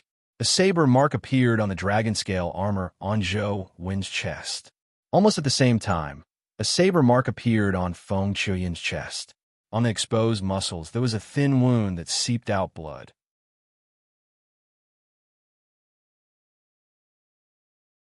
Chapter 916. Congratulations on mastering a mythical saber technique. It's very powerful, Zhou Wen said sincerely as he looked at the shattered dragon scale armor on his chest. Feng Qiuyan sheathed his saber and shook his head. Even though it's a mythical saber technique, I still lost. If Coach hadn't retracted your saber in time, I would have been decapitated. The bamboo blade in Zhou Wen's hand had already been sheathed, as he said with a smile. It can be considered a draw. I'm wearing mythical armor and know that you can't injure me, so I can consider the problem of retracting my saber. Otherwise, both of us will be injured. Feng Qiuyan still shook his head and said, to be able to retract my saber freely under such circumstances, Coach, you are indeed much better than me. I still need to continue working hard. Zhou Wen blushed with shame inwardly. Feng Qiuyan's strike already had the qualifications to match Transcendent Flying Immortal. However, apart from Transcendent Flying Immortal, Zhou Wen still had Immortal Slaying. It made him accustomed to battles at a higher level, so he still had the strength to react in such a situation. In terms of saber techniques, Feng Qiuyan's strike was in no way inferior to Transcendent Flying Immortal. That final strike shouldn't be part of the 10,000 saber pilgrimage, right? Zhou Wen asked. Feng Qiuyan said, it wasn't in the past, but it is now. This strike is called the 10,000 saber pilgrimage. Just treat the 10,000 saber pilgrimage as a prelude. Zhou Wen didn't have much of a concept of a name. Feng Qiuyan could name it however he wanted, so he didn't have any thoughts. Just as he was about to return to Ye-Er's side, he suddenly heard a voice. How exciting! A young man who's not even 20 can actually use such movement techniques and saber techniques. Is this era too strong, or were the humans of the past too weak? How enviable! When Zhou Wen heard this voice, he immediately cursed inwardly. He turned his head, and indeed, he saw Talisman King slowly walking over. He was clearly very far away, but with every step he took, he rapidly closed the distance between him and Zhou Wen. In a few steps, he was less than 100 meters away from them. Talisman King, aren't you afraid of the Thearch's anger by appearing in front of me? Zhou Wen glanced at Talisman King's arm and saw that the arm he had severed had already recovered. Talisman King smiled sinisterly and said, no matter how strong the arch is, she's ultimately trapped in a dimensional zone. As long as I don't approach Chess Mountain, how can she do anything to me? Aren't you being too laughable if you want to use her to suppress me? Are you really that sure that she can't come out of the dimensional zone? Zhou Wen said indifferently. However, Talisman King said disdainfully, there's no need to scare me. If the seal isn't broken, even if she's a calamity god, she can forget about rushing out of a place like Chess Mountain. Without that person today, let's see who can protect you. With that said, Talisman King's figure appeared in front of Zhou Wen like a ghost. A crystal-like palm grabbed at him. Without any hesitation, Feng Qiuyan drew his saber and slashed at Talisman King. It was the myriad saber pilgrimage he had just figured out. Seeing Feng Qiuyan attack, Zhou Wen cursed inwardly. All he could do was draw his saber and slash at Talisman King. The two of them slashed at Talisman King from the left and right. They were extremely fast, but Talisman King grabbed his saber with one hand. The sharp blade couldn't even penetrate the skin of his crystal-like palm. Zhou Wen let go of the bamboo blade and struck Talisman King's head. Feng Qiuyan also retracted the life soul saber and slashed at his waist with his palm. Talisman King turned his body slightly and threw away the bamboo blade.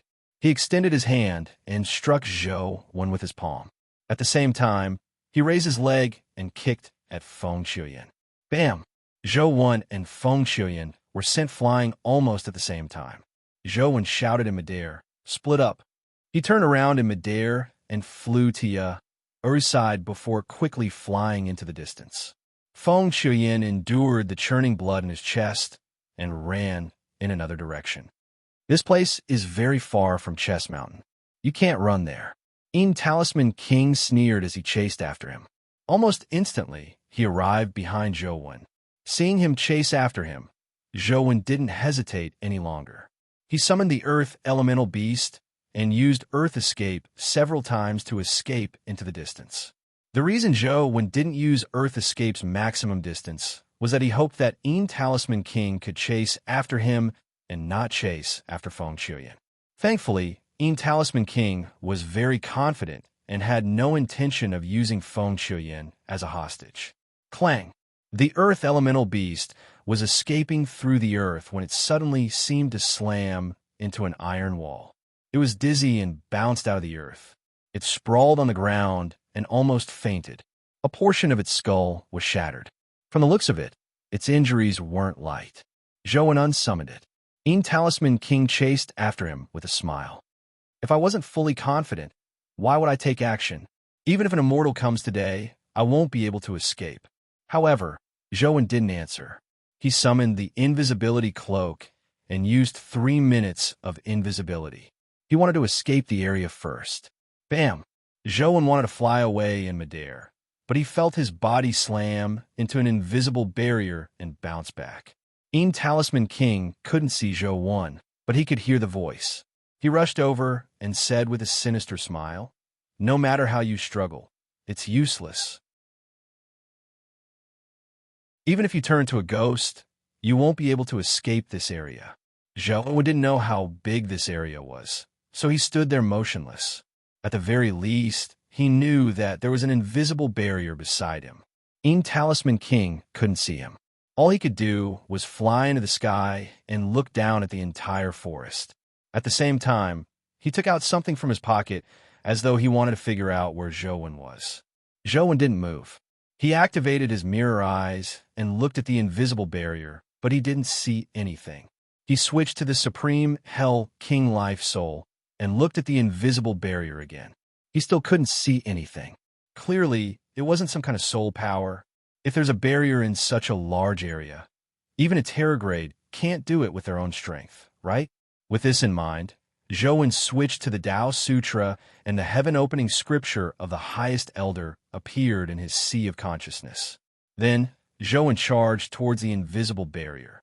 Zhou held the light concealment sword in his hand, but when the light concealment sword touched the invisible barrier, it passed through it. Zhou's body passed through it as well. As expected, Talisman King used the powers of the heaven and earth laws to form such a powerful barrier. Zhou rushed out of the barrier and immediately flew at full speed. The moment Zhou rushed out of the barrier, Talisman King sensed it as his expression changed. Damn it, how did he rush out of the Black Heaven Array? However, Talisman King quickly took out something that resembled a compass. There were many intersecting dots and lines on it. After Talisman King injected his essence energy, the compass pointed in the direction Zhou had fled. Talisman King used Earth Escape to chase after Zhou. Just as Zhou came out of invisibility, he was discovered by Talisman King and chased after him. All he could do was use his movement technique to dodge and teleport to constantly pull him. Unfortunately, it had been less than a month since he last used fixed-point spatial teleportation. He couldn't use it again. It was almost impossible to shake off Talisman King from afar. As for the 10 teleportations in a day, he quickly used them up. The Earth Elemental Beast was seriously injured, and its mind wasn't clear. It was impossible for it to help Zhou escape. Zhou didn't flee in the direction of Chess Mountain because he was too far away from it. It was impossible for him to escape in time. Seeing that Zhou had nowhere to run, Talisman King could tell that Zhou's teleportation ability could no longer be used. "Continue fleeing," Talisman King said coldly as he looked at Zhou, who had been chased to a lake.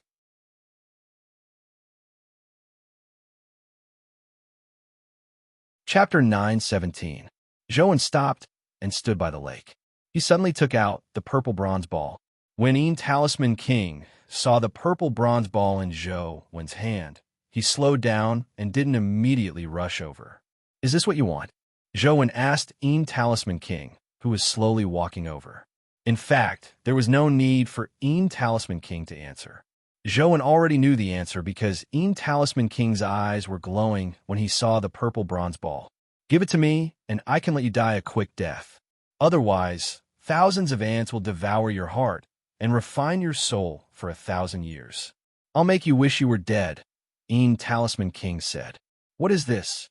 Is it worth you chasing me with all your might? You didn't chase after the person who took the Sun True Flames furnace, but you chased after me for it. I believe this thing must be extraordinary, right?" Joan held the bronze ball and slowly retreated. He had already retreated to the side of the lake.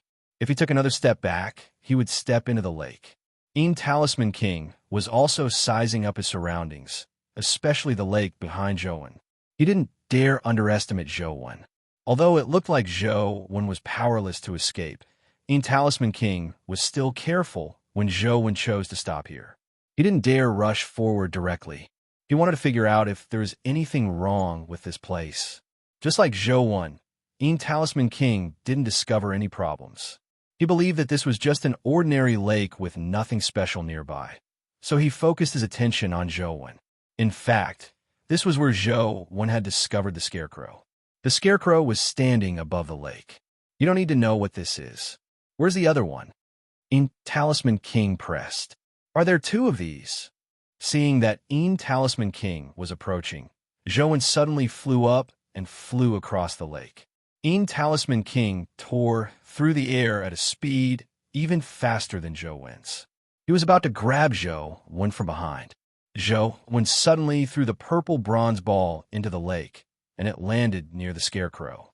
Joan originally imagined that Talisman King would chase after the purple bronze ball first. If he approached the scarecrow wouldn't be indifferent. However, to his surprise, Talisman King was far more ruthless than Joan had imagined. He seemed to feel that it was fine even if the purple bronze ball fell into the lake. He could quickly return to take it away. Therefore, Talisman King didn't chase after the purple copper ball. Instead, he continued charging at Joan, hoping to kill him first. Joan was somewhat depressed, but he also thought of such a possibility. His body suddenly sank and he burrowed into the lake, allowing Talisman King to rush over his head. The moment Joan entered the water, he switched to the demon god catalog and dove deep into the lake. Without any hesitation, Talisman King chased after Joan and charged into the lake. He wanted to kill Joan as soon as possible and definitely didn't give him any chance to live. However, just as Talisman King was about to rush into the water, he suddenly saw a strange scene. Talisman King had been paying attention to the purple bronze ball with a sliver of his will. He needed to know where the purple bronze ball had landed so that he could search for it later.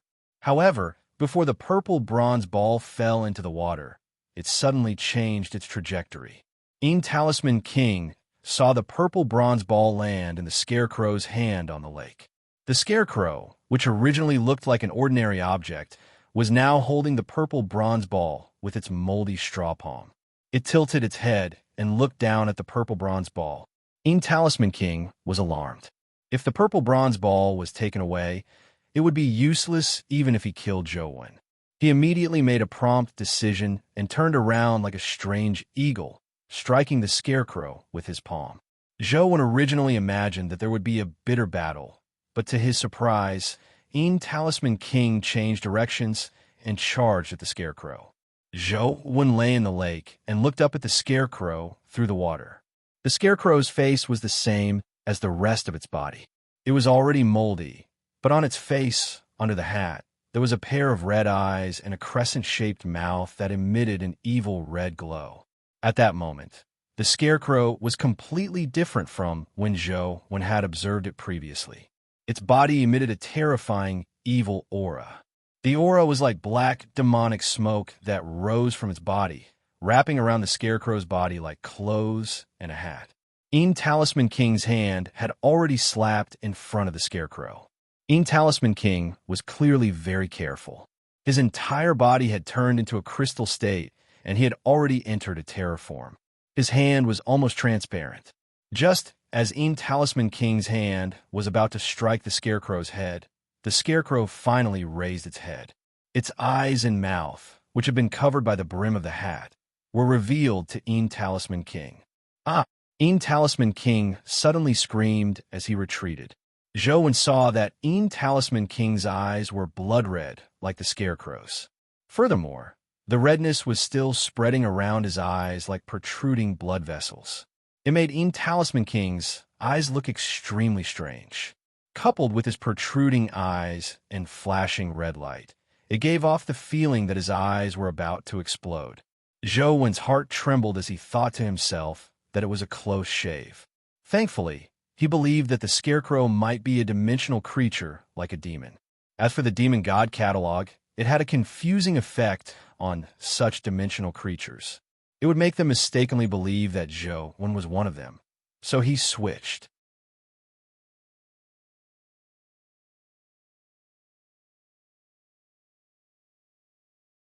Chapter 9:18. Another tragic cry sounded from the lake. Zhou originally imagined that it would be the Scarecrow, but to his surprise, he realized that it was Talisman King again.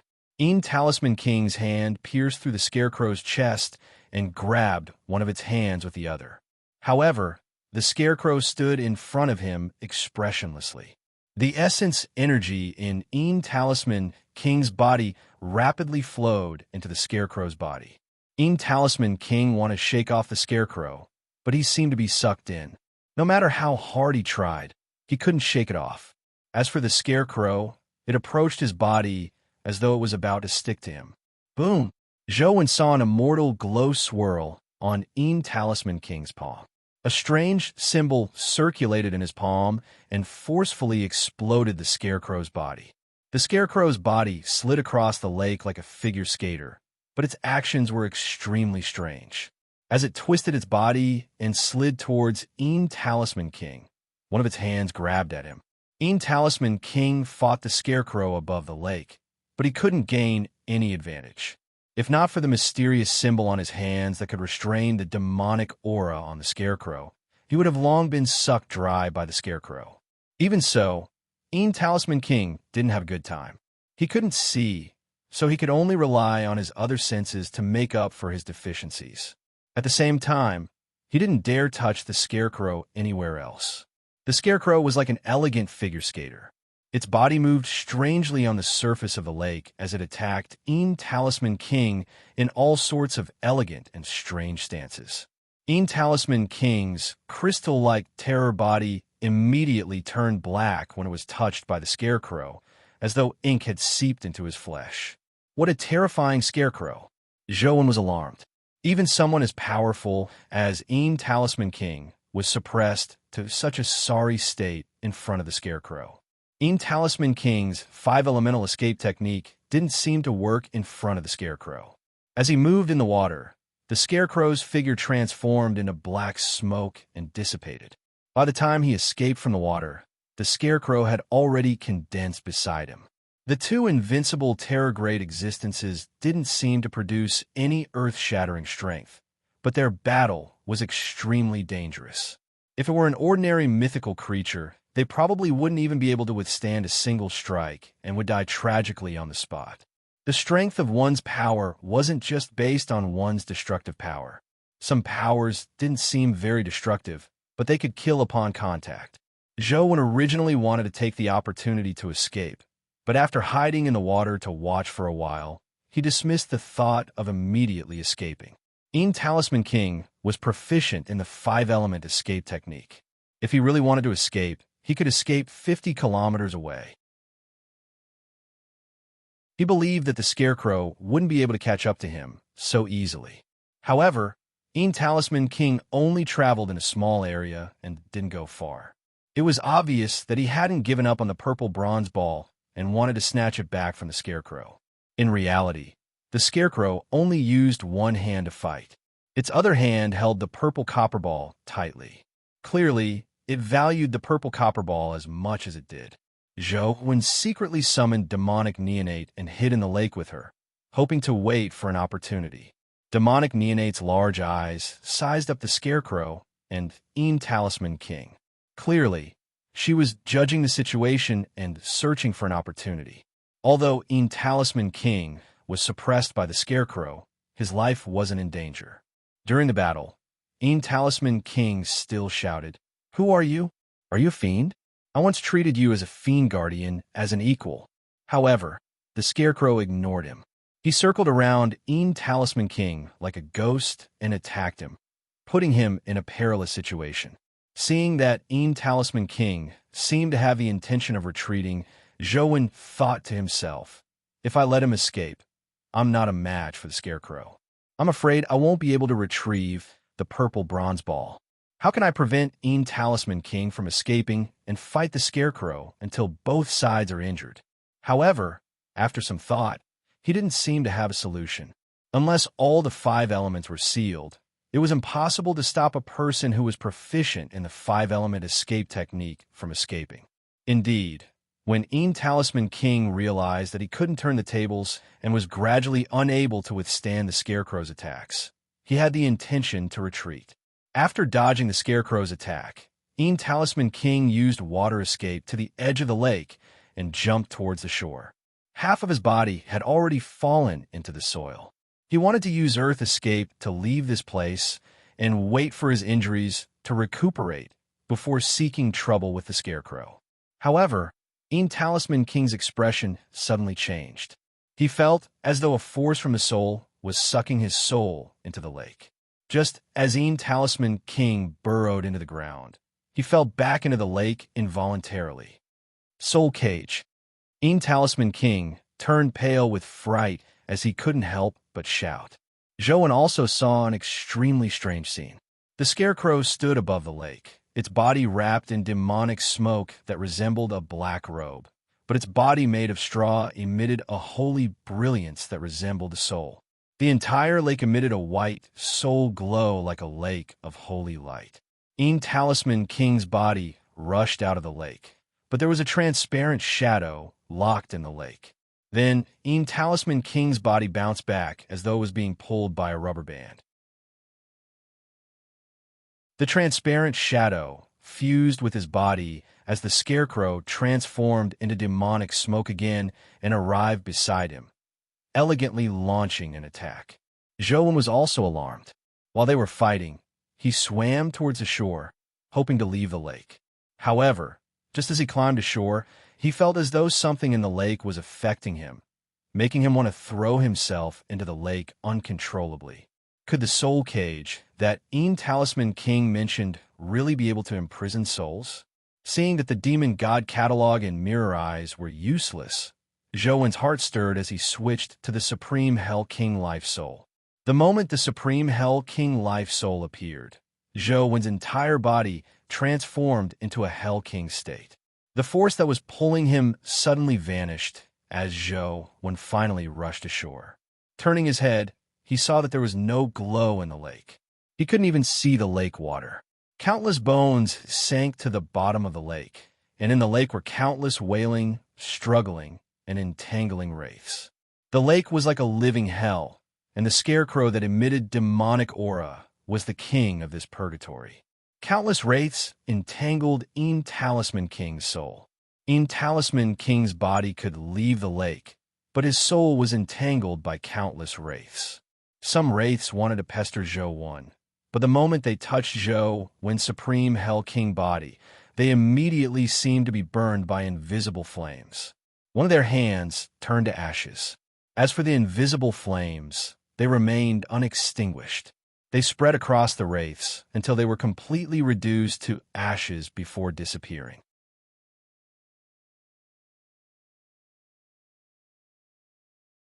Chapter 919. A wraith wanted to pull Ye-Er, who was in Zhou's arms, but Zhou casually waved his hand and reduced it to ashes. Demonic neonate continued lurking in the lake and didn't come out with Zhou. Zhou looked at demonic neonate in surprise and realized that the wraith-like things didn't pester demonic neonate as though she didn't exist. Demonic neonate isn't leaving. I'm afraid she feels that there will be a chance. Why don't I observe a little longer? Zhou thought for a moment and hid in the nearby forest to observe the battle in the lake. Soon, Zhou realized that the wraith-like things couldn't leave the lake, as though there was some barrier outside the lake. Is it because the scarecrow can't leave the lake? Zhou guessed. The last time he passed by, the scarecrow didn't attack him. Back then, he had taken a path by the lake and was less than 2 meters away from the lake. Such a distance was probably nothing to a terrifying existence like the scarecrow. There were only 2 possibilities why it didn't attack Zhou. One was that it didn't want to attack, and the other was that it had no way of leaving the lake. If the scarecrow really can't leave the lake, there might still be a chance to snatch the purple copper ball back. As Zhou was pondering, he suddenly heard Talisman King's voice. Zhou, let's make a deal. If you take me out of the lake, I'll help you contract the strongest guardian. Talisman King was pleasantly surprised when he realized that Zhou had rushed out of the lake. He was surprised that Zhou could escape the lake. This person was always able to exceed his expectations. He had lived for so many years, but he had never suffered such a huge loss from a human without a contracted guardian. He was naturally happy that Zhou could escape the lake. This might be his chance of survival. Zhou thought for a moment and shouted at the lake, "Tell me first what that purple copper ball is. What's its use?" As Talisman King fought the scarecrow, he said, "That's first mountain copper." Zhou couldn't help but be slightly taken aback when he heard the name First Mountain Copper. First Mountain Copper wasn't the name of a type of copper. First Mountain was a place. In myths and legends, Yellow Emperor went to First Mountain to mine copper and cast a cauldron to suppress China's providence.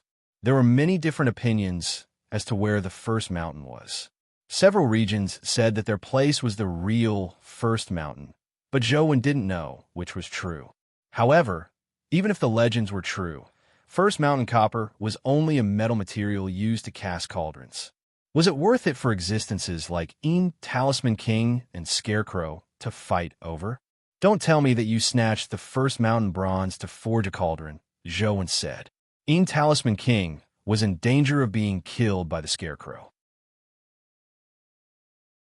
Upon hearing Zhou's words, he felt a little stifled, but he had no choice but to patiently say, "The true value of First Mountain copper isn't because of the material itself.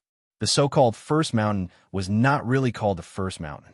It was the place where the Yellow Emperor and Qi Yu had arranged their armies and fought. Countless experts from both sides died. The blood of humans, immortals, and demons dyed the mountains red and soaked the copper mines in the mountains. The Yellow Emperor forged a cauldron out of blood-stained bronze to suppress the fate of all ages. What kind of supreme treasure was that? Emperor Qin went through so much trouble to find the First Mountain copper, hoping to use the blood essence of humans, immortals, and demons in it to refine the elixir of immortality.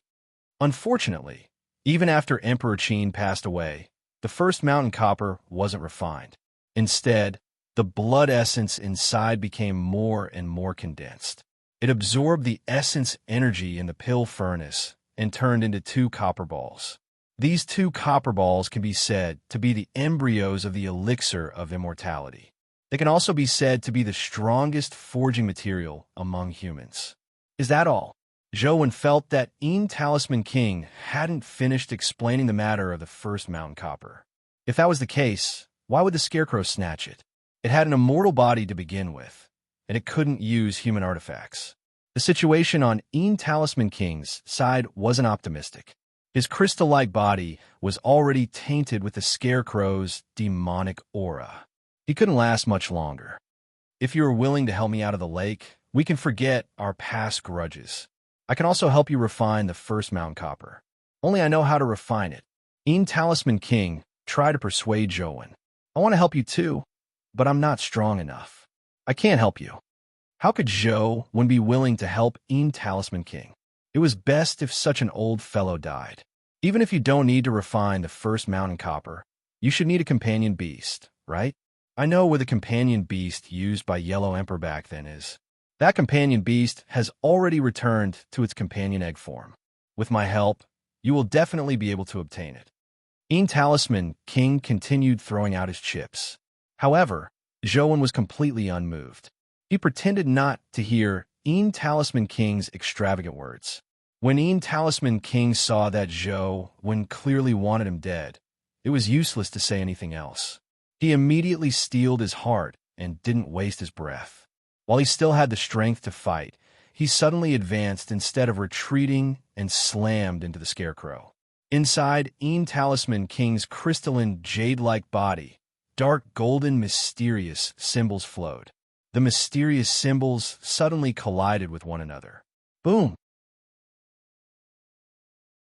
A golden beam of light soared into the sky like a nuclear explosion, forming a huge golden mushroom cloud that caused the entire lake to churn.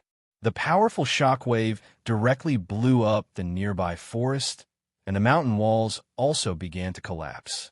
Zhou summoned Tyrant Behemoth to block in front of him as Truth Listener monitored the battlefield. He saw the scarecrow's body scatter amidst the golden explosion. However, the situation was somewhat different from what Zhou had imagined. After the scarecrow's body scattered, it transformed into countless wraiths as though its body wasn't corporeal. The straw was formed from wraiths. The wraiths that were relatively close to Talisman King were disintegrated by the terrifying golden light. Many of them died. A cold beam of light flew out of the explosion. After rushing out of the lake, it landed on the ground and vanished in a flash. Zhou knew that it was definitely a backup plan left behind by Talisman King, but he couldn't stop it from escaping in time. By the time Zhou rushed over, the cold beam had already escaped through the ground. It was probably already 50 kilometers away. Even this can't kill him? Zhou was somewhat depressed as he turned to look at the lake. The remaining wraiths in the lake were condensing towards a black core. All the wraiths were condensing towards the core. The large number of wraiths turned into a portion of the core's exterior, gradually forming the scarecrow's body. Before it could condense into a scarecrow again, a black-purple sword beam suddenly flashed. Demonic Neonate's demonic sword had already pierced through the black monster core. The moment the monster core was pierced, the wraiths in the lake let out ear-piercing screams. Then they saw the soul light shine brightly as wraiths rose into the sky amidst the light. There were so many wraiths that it was an extremely spectacular scene. When all the wraiths vanished into the sky, Demonic Neonate flew back to the shore with the purple bronze ball in one hand and the demonic sword in the other. The black monster core was still pierced through the demonic sword. It was shaped like a walnut, but its texture was like a black gem. It was still beating like a heart. If not for Grim Demon's strength suppressing the monster core, it would have long fled. Before Zhou could ask Demonic Neonate what it was, Demonic Neonate had already opened her mouth and bit off the monster core like a skewer. After chewing a few times, she swallowed it.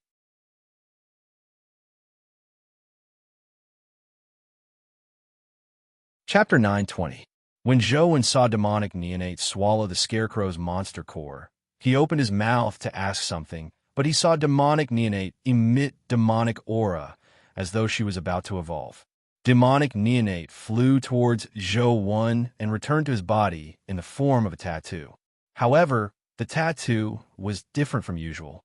It had already transformed into a blob of thick demonic aura that couldn't dissipate. It was impossible to distinguish its outline. Is it finally going to be a mythical creature? Zhou was somewhat delighted. After this evolution, he might be able to know the secret of Demonic Neonate's Wheel of Destiny. Unfortunately, I failed to kill Talisman King. Zhou looked at the lake regretfully before leaving with Yer. When he arrived at a place with a signal, Zhou's phone rang. It was a message from Feng Qiuyan. I'm in the Taiying Mountain area. There's a dimensional zone here that can take refuge. Lure him here. Unfortunately, Zhou hadn't seen this message previously. He had fled too quickly, and there was no signal there. It's been resolved. I'm rushing back to Luoyang. Hurry back. Zhou sent him a message before rushing back to Luoyang. Although he hadn't been able to kill Talisman King was definitely severely injured. Even his body had self-destructed. It was hard to say if he could recover his strength. It was unlikely he could find him anytime soon. The next time he dared come, Banana Fairy would probably have completed her evolution. When that happened, it would be hard to say who would be chasing after whom. Unfortunately, I can't find him. Otherwise, this would be a great opportunity to eliminate him. Zhou took out the purple copper ball and played with it. Talisman King said that this was first mountain copper and that it had absorbed the blood essence of humans, immortals, and demons. Zhou felt that it definitely wasn't as simple as Talisman King had said. If it was the pure blood of ordinary humans, immortals, and demons, it wouldn't be of much use even if he absorbed it. If it was really, as Talisman King had said, the human immortal demon blood absorbed by the first mountain copper was probably extraordinary. However, Zhou tried many methods, but he failed to figure out how to use it. No matter how he heated it, it only burned red. He could see a hint of purple swirling inside. Such a big copper ball, I don't think it's possible to say that it's a pill embryo. If it's really refined into a pill, it might even be able to eat people to death. It's more reliable to use it to make weapons. This thing is so hard, it definitely won't be easily destroyed by weapons. However, it's so hard, it won't be easy to forge it into a weapon. I can't use a ball as a weapon, right? Wait. Zhou suddenly thought of something and summoned his essence energy pill. I've always wondered if the essence energy pill would advance into a pill in the future, but I neglected that this thing is actually more like a weapon. If it's a weapon, will it have a weapon form after advancing? Could it be that the essence energy pill hasn't been able to advance because it doesn't have a fixed weapon form? The more Zhou thought about it, the more he felt that it was right. A life soul was the amalgamation of bloodline talent and essence, vitality and spirit. Its growth required not only energy, but also its owner's will. Zhou didn't have any special interest in weapons. He could use any weapon. To him, weapons were just tools. He had no other feelings. Zhou felt that this might be the reason why the essence energy pill hadn't advanced. If I'm talking about a weapon, what kind of weapon do I need? Saber, sword, or spear? Zhou thought for a moment and felt that they were about the same. Apart from the fact that he rarely used spears, swords and sabers were basically the same to Zhou. However, swords were more focused on thrusting and sabers were more focused on cleaving. Since they're about the same, I'll use a sword. Zhou thought about the form of a sword before circulating the Qi refinement art again, hoping to advance the essence energy pill. However, it was useless. At the final step, the essence energy pill was still as stable as Mount Tai. It didn't break through at all. Could it be that I was wrong? The essence energy pill doesn't evolve in the direction of a weapon. Zhou was somewhat depressed. When Zhou returned to Luoyang, Feng Xiuyan had already returned early. As he had suffered some injuries, he was being treated in the hospital. He probably wouldn't be able to return to school for at least half a month.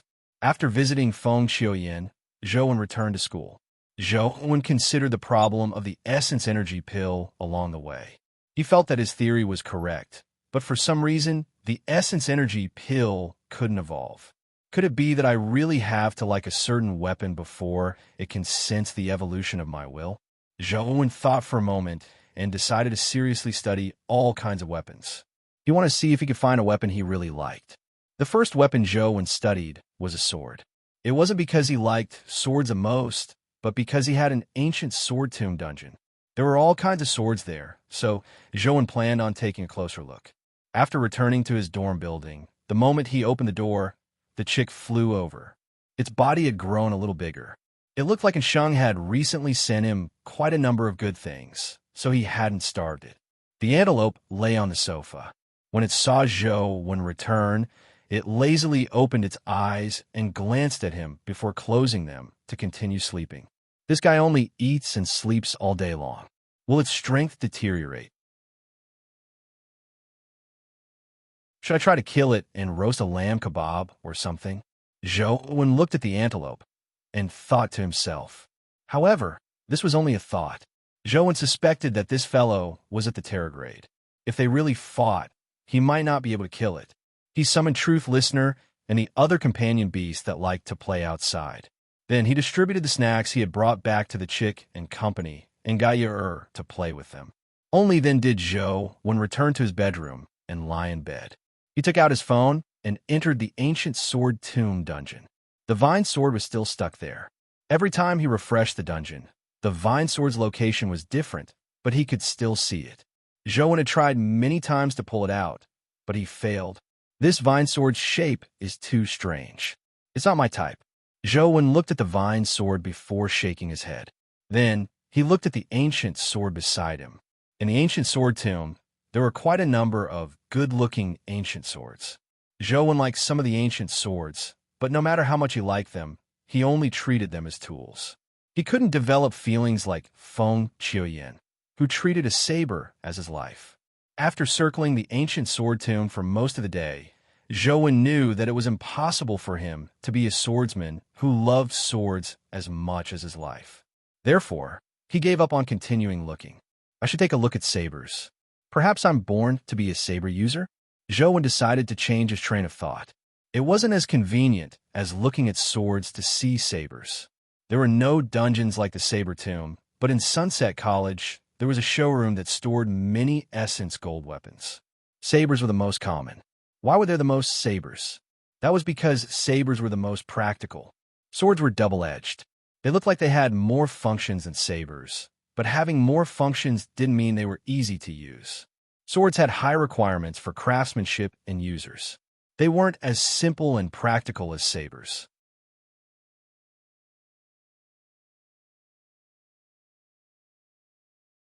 Chapter 9:21. As long as the array room was open, students could enter and exit freely with their student IDs. The moment the showroom opened, Zhou swiped his student ID and entered. There weren't many students here usually, and it was too early now. When Zhou entered the showroom, the staff were still tidying it up. There wasn't a single student. Since he was already here, Zhou wasn't in a hurry to look at the sabers. He looked at the first item on display. What was displayed here were the essence gold weapons produced by humans after the dimensional storms. However, most of them were imitations. They were just for show. Sabers were mainstream, followed by spears and bows. Swords and others weren't mainstream. There were also shields and armor made of essence gold, but there were very few of them because the effects weren't very good. Then there were all sorts of essence gold bullets and firearms. Most bullets were gold-plated or mixed with a certain amount of essence gold. Pure essence gold bullets were relatively rare. Typically, only high-ranking officers would be equipped with them. Rocket launchers and artillery shells were also made of essence gold, but they could only be used against large groups of dimensional creatures. Therefore, they weren't suitable for ordinary battles. Most of them were used to repel large-scale dimensional creature tides or deal with immobile plant-type dimensional creatures. There were even more types of sabers. There were small sabers that were only the length of a palm and large sabers with long handles. It left Zhou dazzled, but no matter how he looked at it, he felt that it was just a tool. There wasn't much difference. In terms of pleasing to the eye, it wasn't as pleasing to the eye as the bamboo blade that Zhou often used. However, Zhou had already tried. Even if he had the bamboo blade in mind, he couldn't advance the essence energy pill. Is there no weapon that can make people fall in love at first sight? Zhou was somewhat helpless. He wasn't a hot-blooded person to begin with. He really couldn't value a weapon more than his life. No matter how good a weapon was, no matter how valuable it was, Zhou would definitely abandon it to save his life if his life was on the line. Lad, there are no weapons in this world that fall in love at first sight. They're only undying veterans, a staff member beside him said when he heard Zhou muttering to himself. Zhou turned his head and saw that the person who spoke was a man in his 40s. Although he was wearing sunglasses, Zhou could tell that it was because he was blind in one eye and had a prosthetic leg. Can you elaborate on the meaning of that sentence? Zhou asked him. The man said while wiping the weapons on the display shelf. Actually, most people don't like weapons, but in times of danger, they need them to protect themselves and their families. Except for a small number of people who are interested in weapons, for ordinary people, weapons are just tools. Zhou nodded. What the man said was similar to what he thought. But The man wiped the knife clean and carefully placed it on the knife holder. He straightened it and continued.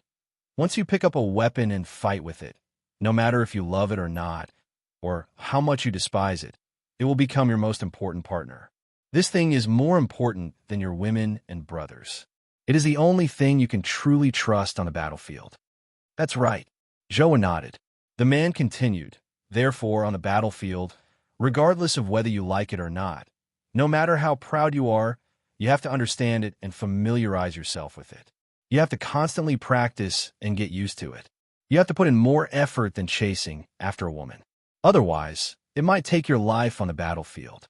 If you want to live as a veteran, you have to get along with it, no matter how terrible it is. After some time, you will realize that a weapon is already a part of your body. It's not a tool that can be easily abandoned, because without it, your body will seem to be missing a part, like a cripple. The chances of a cripple dying on the battlefield are naturally much higher than normal people. Zhou listened to the man's words and fell into deep thought. Practice the saber. Why is the training before the saber? Young man, practice well. The man patted Zhou on the shoulder and continued cleaning the other side. Thank you. How should I address you? Zhou asked. I'm just a crippled veteran. I don't have a name. With that said, the man ignored Zhou and continued his work. Zhou felt a little upset. War brought misfortune to most people. No one liked war, but sometimes war was unavoidable. He didn't continue looking at the exhibits because he knew very well that he wasn't a person who liked weapons. Therefore, no matter how he looked at it, it was impossible for him to treat a tool as his life. Just as the veteran said, practice the saber. The training before the saber. Zhou already had an idea as he walked out of the exhibition room and prepared to return to his dorm. Halfway there, he saw Li Xian, Sadie, and Gully walking in the direction of the Xianwen Club. Old Zhou, what a coincidence. Where are you going? Li Xian came over to greet him. When Zhou saw Li Xian, his eyes lit up. He went over and pulled Li Xian. Let's go. Practice with me. No, it's best you find someone else. My head's spinning. I can't take it anymore. Li Xian held his chest as though he was about to faint. He wasn't afraid of being beaten, but he couldn't accept being beaten up by Zhou until he looked like he had polio. Coach, what do you want to practice? Sadie asked. Swordsmanship, Zhou said. If you don't mind, I can be your sparring partner. Sadie's eyes lit up as she said to Zhou. All right, let's go to the training room. Zhou nodded. Sadie's actual combat ability was slightly inferior to Li Xian's. If she really went all out, she wasn't Li Xian's match. However, in practice, she had the Eye of Odin. Her performance in battle was better than Li Xian's, so she was more suitable for Zhou to practice with. After all, with the Eye of Odin's ability, Sadie could crack all kinds of moves in battle. She didn't need to risk her life like Li Xian.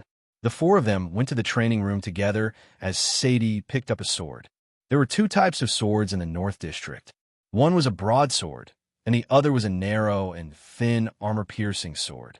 The two swords had their own characteristics and were used in completely different ways. Originally, Sadie was good at armor-piercing swords. With her Eye of Odin, it was very easy for her to find the other party's weakness and deliver a fatal blow. However, ever since she came to Sunset College to study, Sadie had learned quite a number of East District sword techniques and fused the East District sword techniques into her own sword techniques. As she had never competed with a true East District sword expert, Sadie didn't know how good her sword techniques were. When she heard that Zhou wanted to practice, she wanted to test her sword techniques. The practice sword she chose was naturally the common armor-piercing sword in the North District. The sword was slender and much narrower than the swords in the North District.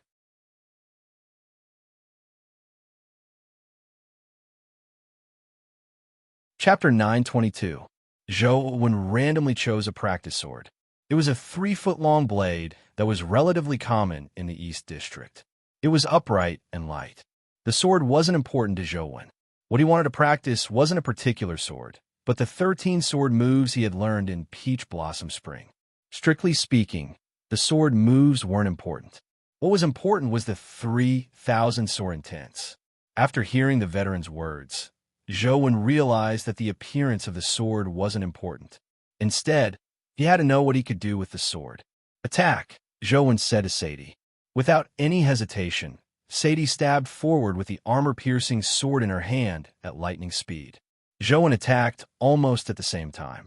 He was also as fast as lightning. Just like Sadie, he used a fast sword technique. I won.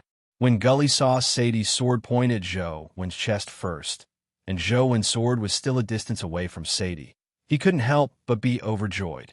He nearly jumped up. To him, being able to defeat Coach once was something to be happy about. Sadie never expected a win just like that. She still found it unbelievable. Again, Zhou's expression didn't change as he retracted his sword and continued. After Sadie retracted her sword, she used the same move again. Zhou fought her speed with the same speed, but the outcome was the same. Sadie's sword once again touched Zhou. Again, Zhou retracted his sword and continued. Previously, Zhou had only memorized the 3,000 sword intents, but he had never practiced them. Now, Zhou wanted to practice using the 3,000 sword intent himself to truly understand the subtleties of the sword intents. After a few consecutive strikes, Sadie defeated Zhou, but she was somewhat shocked. Sadie had the Eye of Odin, so Zhou's actions looked like slow motion in her eyes. Therefore, as long as she could keep up with the speed of her sword, Sadie could crack Zhou's sword technique. The outcome of using the same move against Sadie was almost certain. It was impossible for him to win. However, that wasn't the case. Every time Zhou struck out again, his sword technique seemed to become much stronger than before. Not only did his technique and speed increase, but more importantly, the sword intent in his sword technique became stronger. After more than 10 strikes, Sadie had no choice but to use her movement technique to dodge Zhou's sword because her sword was no longer able to hit Zhou first. However, once she retreated, she no longer had a chance of winning. Zhou's sword techniques became faster and faster. Soon, Zhou's sword pointed at Sadie's chest. I lost. Sadie was convinced of her defeat. It was unimaginable that Zhou's sword technique could improve so much in less than 10 strikes. Think about how you could easily defeat someone 10 or so times ago. But after 10 or so times, you were no longer a match for him. How terrifying was that? However, Sadie wasn't too surprised that such a thing had happened to Zhou. Gully and Feng Qiuyan weren't surprised either. This was because he was coach. It wasn't unacceptable that he could defeat Sadie. Zhou sheathed his sword and seemed to think for a moment before saying, "Continue." Sadie didn't know what was the point of continuing practicing. Zhou's fast sword was already something she could see, but she couldn't dodge. It seemed meaningless to continue practicing. However, since Zhou said that he wanted to continue, Sadie had no choice but to continue. However, this time, Sadie realized that Zhou's sword technique was different. This time, Zhou's sword technique wasn't that fast, nor was it that offensive. It seemed to have become a defensive sword technique. However, the strange thing was that the sword moves Zhou, when used, were still the same. It's the same sword stance, but the sword intent is completely different. The effects of the sword technique seemed to have completely changed. How'd he do it? Sadie was somewhat surprised. At the same time, she knew why Zhou wanted to continue. This time, Zhou was quickly defeated again. This was because he focused on defending and counterattacking, but due to the existence of the Eye of Odin, it was very difficult to defend against Sadie's attacks. Continue. Zhou's expression didn't change as he continued fighting Sadie. After repeated failures, it became more and more difficult for Sadie to defeat Zhou. It was almost a repeat of the past. Before long, Sadie realized that she was no longer able to break through Zhou's defensive sword technique. In the end, Sadie was defeated again. However, Zhou continued. Furthermore, the sword technique he used was still the same, but the sword intent had changed. What's going on? Coach used 3 different sword intents in one set of sword techniques? How'd he do it? Gully was dumbfounded. I don't know, but from the looks of it, there are more than 3 sword intents, Feng Qiuyan said. Gully was slightly taken aback. More than 3? Are you joking? Mastering more than 3 sword intents in one sword technique isn't something a human can do, right? He's coach, Feng Qiuyan said as he stared intently at Zhou Wen. Just as Feng Qiuyan had said, Zhou Wen didn't only have 3 sword intents. In fact, this wasn't a human sword technique to begin with. The white-robed man from Peach Blossom Spring was no longer a human, so his sword technique naturally wasn't a human sword technique. Even the white-robed man couldn't believe that Zhou Wen could memorize 3,000 sword intents. It was obvious how unbelievable this sword technique was. 4 types, 5 types, 6 types. Oh my god, how many sword intents has Coach mastered? Gully felt like he was dreaming. From moments ago, Zhou Wen had already used more than 10 sword intents. He was simply beating Sadie up in a fancy manner. No matter which sword intent it would gradually become stronger in Zhou Wen's hands before defeating Sadie. Sadie felt very uncomfortable, but at the same time, she was very excited. She was also a swordsman. To be able to face so many types of sword intents was of great help to her. Her understanding of the sword deepened, and her sword techniques became stronger. However, the speed at which she became stronger clearly couldn't keep up with Zhou Wen. As Zhou Wen used different sword intents, Gully was already dizzy. He couldn't remember how many sword intents Zhou Wen had used. Is this fellow really human? Gully looked at Zhou Wen as though he was looking at a monster. Without a doubt, Coach is biologically a pure human. Since he can do it, it means that this path is feasible, Feng Qiuyan said. I don't know if this path will work. In any case, I can't do it. Besides, there's no need, right? When one sword intent is cultivated to the extreme, they can already defeat their opponents. Why do they have to cultivate so many different sword intents? Gully gave up. After seeing so many sword intents, he felt that his thoughts were a little chaotic. Coach naturally has his reasons for doing this. I haven't figured it out yet, Feng Qiuyan said seriously. Forget it. Take your time playing by yourselves. After all, I'm only a human. I won't mess around with monsters like you. Gully felt that he had come to the wrong place. In the past, when he was in the Ultimate Family Clan, he was still considered a genius. Apart from existences like Lance and Sadie, he could still enjoy the limelight. However, ever since he entered the Xianwen Club, he felt like he had entered a perverted concentration camp, and he was one of the more normal ones.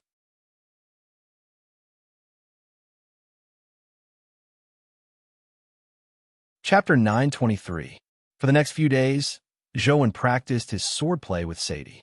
He wanted to practice all 3,000 sword intents and see which one was suitable for the Essence Energy Pill. Perhaps that would be the time for the Essence Energy Pill to advance. Surprisingly, Feng Qiuyan didn't practice his saber for the past few days. He came to watch the battle every day. Sadie went from her initial surprise to shock and finally numbness. She no longer thought about anything. All she did was use her heart to sense the battle with Zhou Wen. Furthermore, she used the Eye of Odin to record the battle process with Zhou Wen. She didn't wish to master so many sword intents like Zhou Wen, but as long as she could master a few sword intents that were suitable for her, she would be able to improve greatly. In fact, Sadie did the same. During the battle with Zhou Wen, she gradually fused her insights into her sword techniques.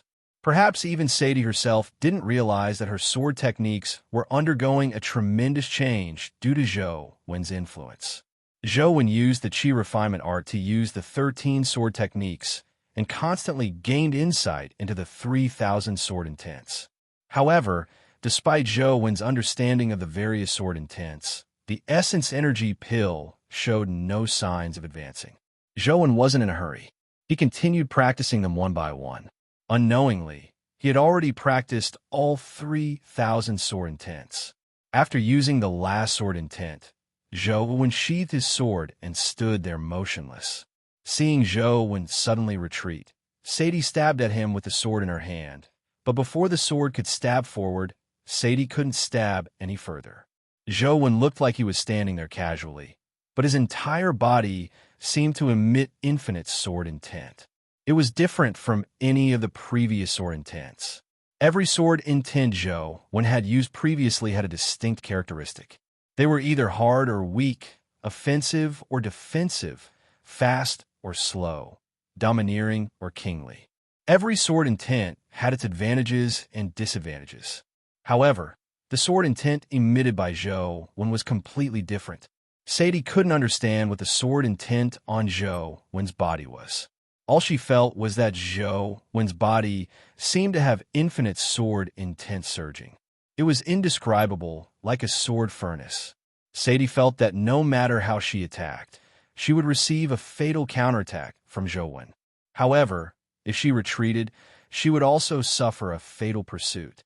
Instantly, she was petrified as cold sweat constantly oozed out of her forehead. She couldn't move, as though she would be killed by Zhou Wen if she moved. Buzz. A sword hum sounded from Zhou Wen's body, but the practiced sword in his hand had already shattered into pieces. The sword hum lasted for a long time, but no sword appeared. It was as though the sword was inside Zhou Wen's body, and Zhou Wen was a sword furnace that had fused all the swords in the world. Zhou Wen was overjoyed. The essence energy pill had finally advanced to an evolved body. Its essence energy was further purified and compressed, becoming smaller and purer. However, it didn't transform into a sword. It was still an essence energy pill. However, the essence energy pill contained infinite sword intent. After the essence energy pill successfully advanced, the sword hum on Zhou Wen's body vanished. The endless sword intent also vanished. Sadie's entire body was drenched. When the sword intent disappeared, Sadie's legs went limp as she fell to the ground, panting heavily. Feng Qiuyan, who was watching from the side, wiped the cold sweat from his forehead.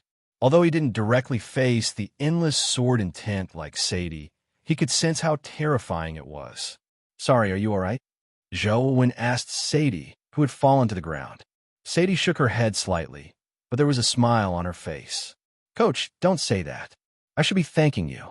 If not for the past few days of practice, I wouldn't have been able to comprehend the true sword Tao and find my true path. I should be thanking you. It's good that you're fine." Zhou Wen took out his phone and glanced at the essence energy pill life soul. Sword pill evolved heaven and earth as a furnace, essence energy as a sword. 3,000 swords are fused into one pill. There's still one last step, Zhou Wen thought. With sword pill formed, Zhou Wen didn't need to continue practicing his swordsmanship. Zhou Wen hadn't thought of a way to improve sword pill either. All he could do was continue absorbing essence energy crystals, allowing the essence energy in sword pill to constantly strengthen, purify, and compress as he waited for the opportunity to advance to a perfect body. On the other hand, Mirror Eyes had finally leveled up to the evolved level after continuous practice of its ability to see through monsters. After the evolution, Mirror Eyes still only strengthened the eyes, but the name was a little different. Eyes of Legacy evolved Demon God Eyes of Legacy. The introduction was very simple. Zhou Wen had obtained very little information from his evolution. However, after some experiments, Zhou Wen finally knew what the Eyes of Legacy were for. Furthermore, the use of the Eyes of Legacy left Zhou Wen very pleasantly surprised. The Eyes of Legacy inherited the Mirror Eyes Demon Mirror function. At the same time, it had another function. Zhou Wen could use the Eyes of Legacy to scan dimensional creatures and then transform into the appearance of dimensional creatures. This transformation wasn't a simple illusion. It was more like a replication. For example, Zhou Wen could scan and transform into Torch Dragon Youngling. After transforming, he would have an identical body to Torch Dragon Youngling. He could also possess the various abilities and skills of Torch Dragon Youngling. He was like a replica of Torch Dragon Youngling. It was a very powerful and terrifying ability. But the problem was that using the Eyes of Legacy to transform into Torch Dragon Youngling required a large amount of time and essence energy to scan Torch Dragon Youngling's body. Furthermore, he needed a large amount of essence energy to support the transformation. After the transformation, he would also expend a large amount of essence energy to maintain Torch Dragon Youngling's form. With Zhou Wen's current essence energy, he He couldn't even scan and transform into Torch Dragon Youngling. He could only transform into some epic or lower-level dimensional creatures for a short period of time. Furthermore, this required a certain amount of scanning time. If only the Slaughterer Life Soul could be used together with the Eyes of Legacy. With infinite essence energy, I could scan a powerful Terrorgrade dimensional creature. Then, I would really be invincible, Zhou thought to himself. Unfortunately, this was impossible at the moment. Different life souls couldn't be used at the same time. And if he switched life souls, the transformation form of the Eyes of Legacy would disappear with the switch. How can I use multiple life souls at the same time? Zhou had been considering this problem, but he couldn't find a solution. To use different life souls, he had to switch to different essence energy arts. It was naturally impossible to circulate different essence energy arts at the same time. Is it possible to simulate two essence energy arts at the same time? Zhou had made a similar attempt in game, but he had failed. Simulating two essence energy arts at the same time was like an ordinary person cultivating two essence energy arts. It would immediately cause a conflict and destroy Zhou's body. From the looks of it, I can only wait until I advance to the mythical stage to see if there's a possibility of using multiple essence energy arts. Zhou had no choice but to temporarily give up on the idea of using multiple essence energy arts at the same time. Time passed as Zhou practiced. Soon, it was time for him to meet the Arch.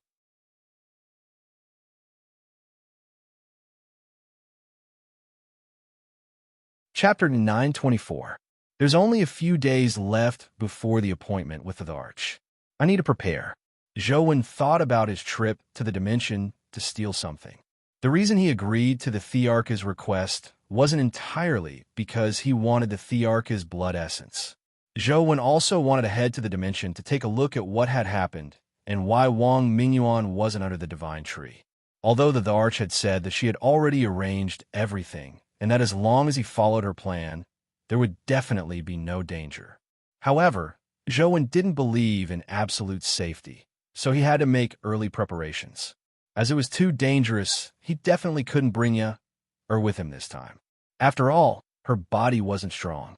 Even if her body could keep up with her mental strength, she was only at the mythical stage. The mythical stage was only at the bottom of the dimensional zone. It was just too dangerous. Zhou explained to you, that he was heading to the dimension and got her to stay at Ouyanglan's place for a few days. He would pick her up when he returned. Finally nodded in agreement. Seeing that she didn't have any violent tendencies, Zhou felt at ease leaving her alone. Zhou called Ouyanglan in advance to inform her. Ouyanglan happily agreed and even urged Zhou to send you over as soon as possible. On the day of departure, Zhou sent you over before heading for Chess Mountain alone. When he arrived in front of Chess Mountain's mountain wall again and saw the flower on the mountain wall, Zhou said to the Arch, "I'm here for the appointment. Now, you should tell me what I need to do, right?" The flower twisted its flower bud and said to Zhou, "It's very difficult for humans to pass through the dimensional wall to reach the dimension, so you need to make a lot of preparations. Isn't it easy to get there through the cube?" Zhou asked. "It's different. The cube is equivalent to an official portal. It's naturally easy for you to enter through the main door. However, if you want to steal something, you naturally can't go through the main door. You have to climb over the wall or dig a hole to enter. The difficulty is naturally different. Just like Wang Mingyuan previously, he used the power of the 6 holy temples to successfully break through the dimensional barrier. If you want to enter, you have to do it without anyone noticing. It's even more difficult." The Arch paused and said, "However, with me around, this isn't difficult. At most, it'll be a waste of time. However, after you enter the dimension, you have to be careful. Apart from following the plan, you have to rely on yourself to resolve any sudden incidents. Remember, don't use force unless it's absolutely necessary. You're too weak there." With that said, the Arch opened the mountain wall and allowed Zhou to enter Chess Mountain. This was the second time Zhou had entered Chess Mountain in real life. He was very familiar with everything here, but what he saw in-game was a cartoonish version with some beautification effects. In reality, it looked even more sinister and terrifying. As Zhou walked into Chess Mountain, the Dharch explained what he needed to do and the steps he needed to take. The process wasn't complicated, but the problems encountered were troublesome. Zhou, when entering a dimensional zone to steal, was no different from a child entering a pack of wolves to steal wolf cubs. As long as he was discovered, the chances of him surviving were slim. When the Dharch explained the plan to Zhou confirmed that the Dharch wasn't the nine-tailed fox. This was because if he wanted to enter the dimension, he had to use the bronze tripod that locked the nine-tailed fox. The Dharch had gotten Zhou to use some means to deceive the nine-tailed fox, allowing him to borrow the bronze tripod's power. If the nine-tailed fox was the Dharch, why would it be so troublesome? Furthermore, from the last time he came to Deer Terrace Pavilion and the Thearch's actions this time, she didn't have much control over the interior of Deer Terrace Pavilion. It was as though she was different from the dimensional creatures in Deer Terrace Pavilion. What's her background? Among the people related to Deer Terrace Pavilion, other than the three demons of Xin Yuan, what other women are there? Zhou thought about it, but couldn't figure it out. According to the Thearch's plan, Zhou went to the ancient building above Deer Terrace Pavilion and killed the fake immortals on the first level. He took a few jars of alcohol and entered the lower level of Deer Terrace Pavilion through a secret passageway in the ancient building. So the passageway to Deer Terrace Pavilion is here. Only then did Zhou know the true way to enter the lower level of Deer Terrace Pavilion. Previously, he had relied on the earth elemental beast to enter. With the Thearch's guidance, Zhou circled around most of the dangerous areas. Some dimensional creatures that appeared along the way were killed by Zhou. When he arrived at a place Zhou had never been to in-game, he placed the jars of alcohol in front of a stone door. Then, he pushed the stone door open and immediately hid. Soon, Zhou saw a white beast crawl out from the crack in the door. The beast looked like a mink. It cleverly looked around and discovered the open wine jar on the ground. Its eyes immediately lit up as it rushed towards the wine jar. Not long after, the little beast finished one jar after another. When it finished the last jar, it was already drunk and fell asleep in the jar. Seeing that the time was ripe, Zhou tiptoed to the stone door and slowly pushed it open. He looked back at the beast and saw that it was still sleeping soundly in the wine jar. Zhou quickly walked in. Behind the stone door was a hall. Inside the hall were 4 statues. These 4 statues looked somewhat different from ordinary statues. They looked more like generals in the human world, not immortals from the heavens. Not only were they dressed in armor, but their faces were extremely ferocious. Zhou still remembered the Thearch's words and looked at the 3rd statue. The statue welcomed him ferociously like a general from the demon world. He held a strange umbrella in his hand. There were many pearls embedded in the umbrella, and on it were the words "Universe Loading" that were threaded through the pearls. Zhou tiptoed to the statue and carefully flew to the side of the pearl umbrella. He reached out and pressed on a pearl before gently tapping it thrice. The pearl actually fell off by itself. Zhou hurriedly caught it and quickly left the door. He glanced at the sleeping white beast and quickly left. Zhou heaved a sigh of relief as the Thearch's voice sounded in his mind. "Well done. Now, take the pearl to the bronze cauldron and give it to the nine-tailed fox.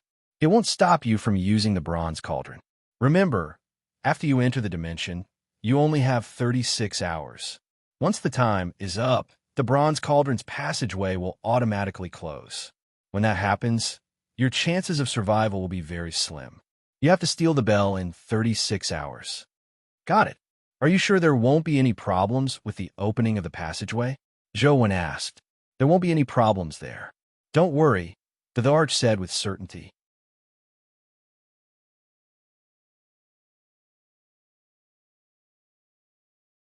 Chapter 925.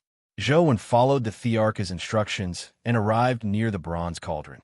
The nine-tailed fox immediately woke up and glared at Zhou as though it would pounce on him at any moment. Zhou hurriedly held the pearl he had obtained from the umbrella in his palm. When the nine-tailed fox saw the pearl, Its ferocious look immediately converged as it stared at the pearl. Seeing the nine-tailed fox extend its head over, Zhou threw the pearl at it. The nine-tailed fox swallowed the pearl in one mouthful before staring at Zhou and asking, "Human, why are you doing this?" "I want to borrow the bronze cauldron to teleport to the dimension." Seeing that the nine-tailed fox was indeed, as the Dharch had said, he felt much more at ease. "On account that you brought the beauty-fixing pearl to me, I don't mind letting you use the bronze cauldron. However, why are you going to the dimension as a human? Do you think your life is too long?" The nine-tailed fox asked in a seductive voice. "I want to go to the dimension to find someone," Zhou said. "Who is it?" the nine-tailed fox asked again. "Emperor of Shang." Zhou answered according to the Thearch's instructions. Upon hearing Zhou's answer, the nine-tailed fox's eyes immediately lit up. She stared intently at Zhou and asked, "Why are you looking for him?" "Emperor of Shang is the Empyrean lord of our human race.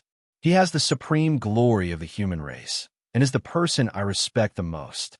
I'm looking for him, firstly, to see his face, and secondly, to learn some skills from him. I hope that he can bring glory to our human race." Zhou said all the lines he had thought of. In order to think of these lines, Zhou had lost quite a bit of hair. The Dharch only gave him a general idea of how to communicate with the nine-tailed fox and told him to praise the Emperor of Shang as much as possible. However, Zhou had to think of the details himself. Zhou wasn't good at praising others. It wasn't easy for him to think of such words. It was unknown how many brain cells had died. When the nine-tailed fox heard Zhou's words, her expression gradually eased. She looked at Zhou and said, "You are a mere human. If you enter the dimension, you will probably die very quickly. How can you meet the Emperor of Shang? Forget it. On account of the beauty-fixing pearl you gave me, I'll lend you something. Take it with you. You still have a chance. When you return it to me." "How can I accept that?" Zhou was overjoyed. He was originally wondering how he could trick the nine-tailed fox into giving it to him, as the Dharch had said. He never expected the nine-tailed fox to take the initiative to give it to him. "There's nothing to be embarrassed about. If you see Di Shang, help me pass a message to him," said the nine-tailed fox. "That's not a problem. As long as I can see him, I'll definitely pass the message. If I can't, there's nothing I can do." Zhou paused before saying, "What message do you want me to pass?" The nine-tailed fox was silent for a moment before slowly saying, "Don't think about it." "What?" Zhou was momentarily confused as to what the nine-tailed fox was referring to. "Do you need me to help you engrave it on your face?" The nine-tailed fox stared coldly at Zhou. Zhou hurriedly recalled and said, "There's no need. I got it. It's don't think about it, right? Don't miss me?" The nine-tailed fox looked at him coldly, but didn't say anything else. It opened its mouth and spat out something. It was a crystalline pearl that resembled a bright moon. "Take it with you. It can conceal your human aura and prevent most dimensional creatures from hating you. However, if you encounter a terror-grade dimensional creature, it's best you hide far away. If you encounter a calamity-grade god, end your own life to avoid suffering," said the nine-tailed fox. Zhou reached out and caught the pearl. It was warm to the touch and emitted a fragrant aura like perfume. He hurriedly put it away. "Come in. I'll send you over. Remember what I told you to say. If you forget, you won't be able to live even if you return," said the nine-tailed fox. "Don't worry. As long as I don't die, I'll definitely deliver the message," Zhou said as he jumped into the bronze tripod. Zhou had seen the bronze tripod many times in-game. He originally imagined that it was a tool used to suppress the nine-tailed fox, but he never expected it to have the ability to traverse dimensions. After Zhou entered the bronze tripod, the nine-tailed fox stood up and straightened the chains. At the same time, a demonic glow emitted from its body. Terrifying essence energy entered the bronze tripod through the chains, causing it to emit a strange glow. The mysterious runes on it lit up. "Remember, you only have 36 hours. You have to return before the time is up. Otherwise, you will be trapped in the dimension forever." The nine-tailed fox's voice entered Zhou's ears. Zhou felt the world spin as a huge vortex appeared in the tripod and sucked him in. Zhou hurriedly switched his essence energy art to civilized country. After all, it was a spatial teleportation, so it should be able to strengthen civilized country. As the spatial vortex spun, Zhou suddenly had a thought. Wasn't this feeling similar to when he flushed the toilet? The dizziness continued. Zhou could sense that his body seemed to be undergoing spatial teleportation, but the teleportation time was a little too long. At that moment, civilized country's energy was constantly increasing. The speed at which it grew far exceeded Zhou's imagination. Zhou had severely underestimated the difficulty of teleporting into the dimension. He had been to the dimension through the cube, so he didn't think it was a big deal.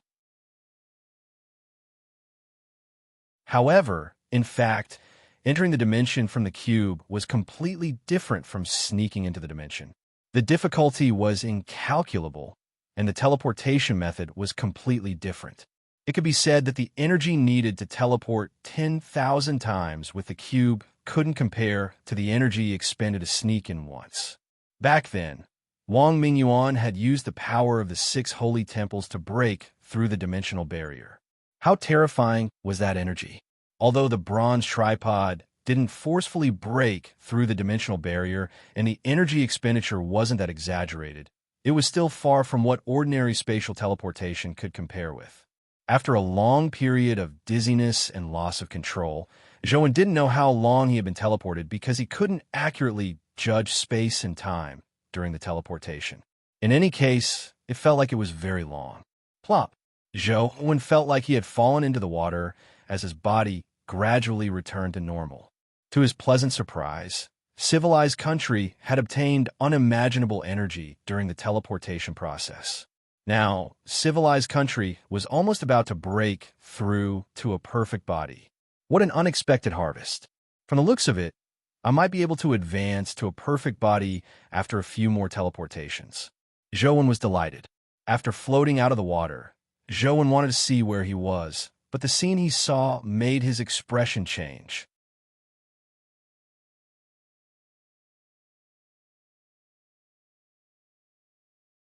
Chapter 9:26.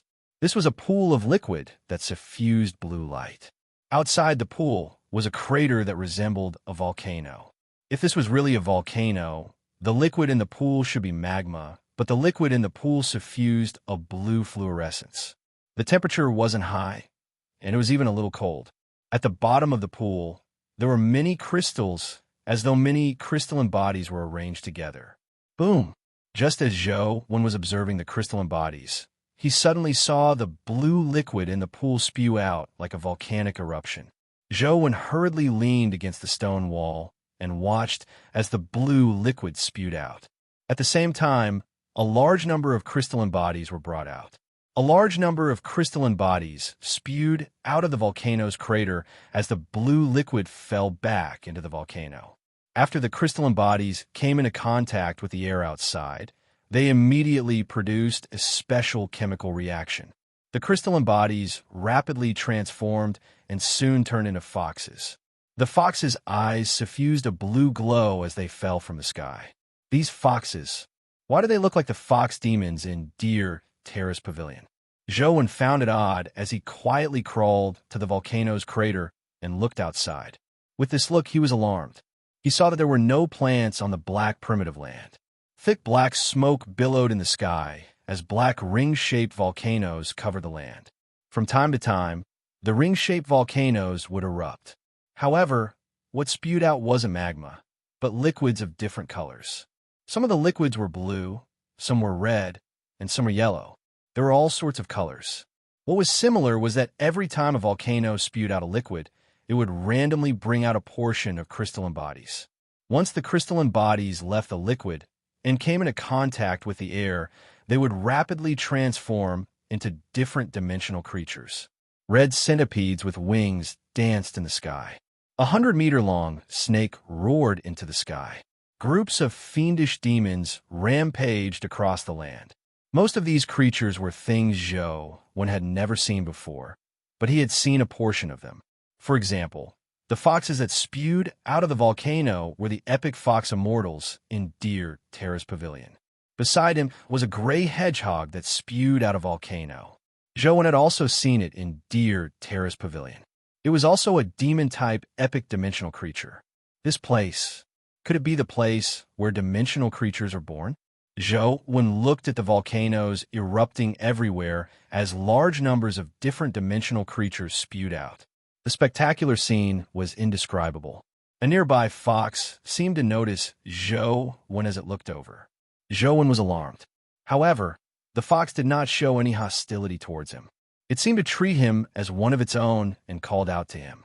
Could it be? Joan thought of the pearl the nine-tailed fox had given him. He crawled out of the volcano.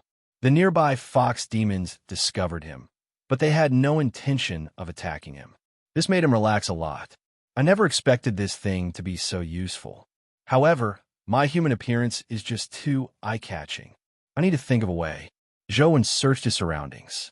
Soon, Joan discovered that there were many snow cats gathered near a nearby volcano. They were legendary dimensional creatures. Joan walked over. The snow cats only looked at him without any intention of attacking. Immediately, Joan switched to the Demon God catalog and used the Eyes of Legacy to scan a snow cat. As the scan continued, Joan felt a strange power flow out his eyes.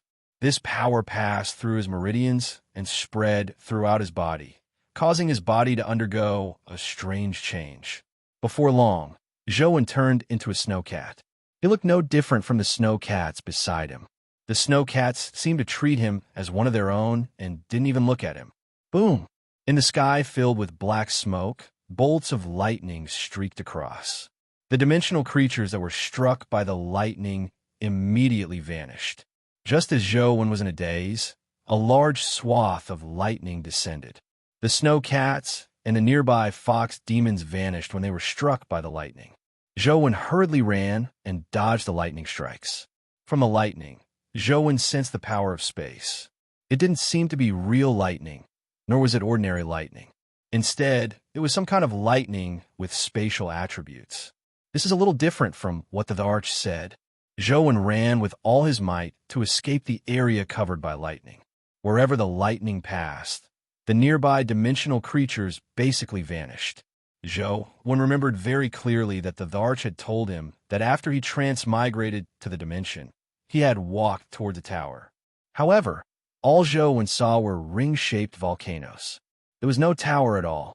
Furthermore, Joan had never heard the Arch mention the void lightning. Could it be that the nine-tailed fox demon got the wrong place when she teleported me here? That's not right.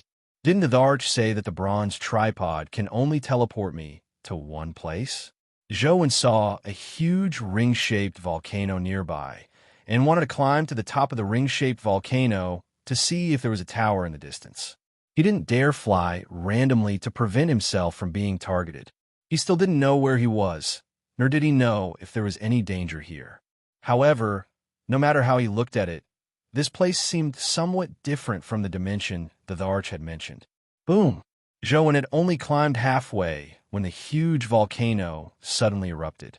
Red liquid shot into the sky like a heavenly pillar. At the same time, a red crystalline object was spewed out. However, this red crystalline object was much larger than the blue crystalline object Joan had seen before. It was the size of half a football field. The red liquid receded, and after the crystalline object came into contact with the air, it quickly transformed. By the time the huge red crystalline object fell to the ground, it had turned into a fire chelan whose entire body was red like a crystal. Its entire body was emitting terrifying flames. The snowcat's eyes was like an ant beside the fire chelan. Holy sh*T. This place can spew out mythical creatures.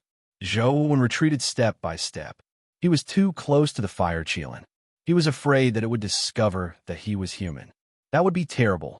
Although Joan wasn't afraid of ordinary mythical creatures, he didn't know if he would be targeted by even more terrifying existences if he fought the fire chelan here.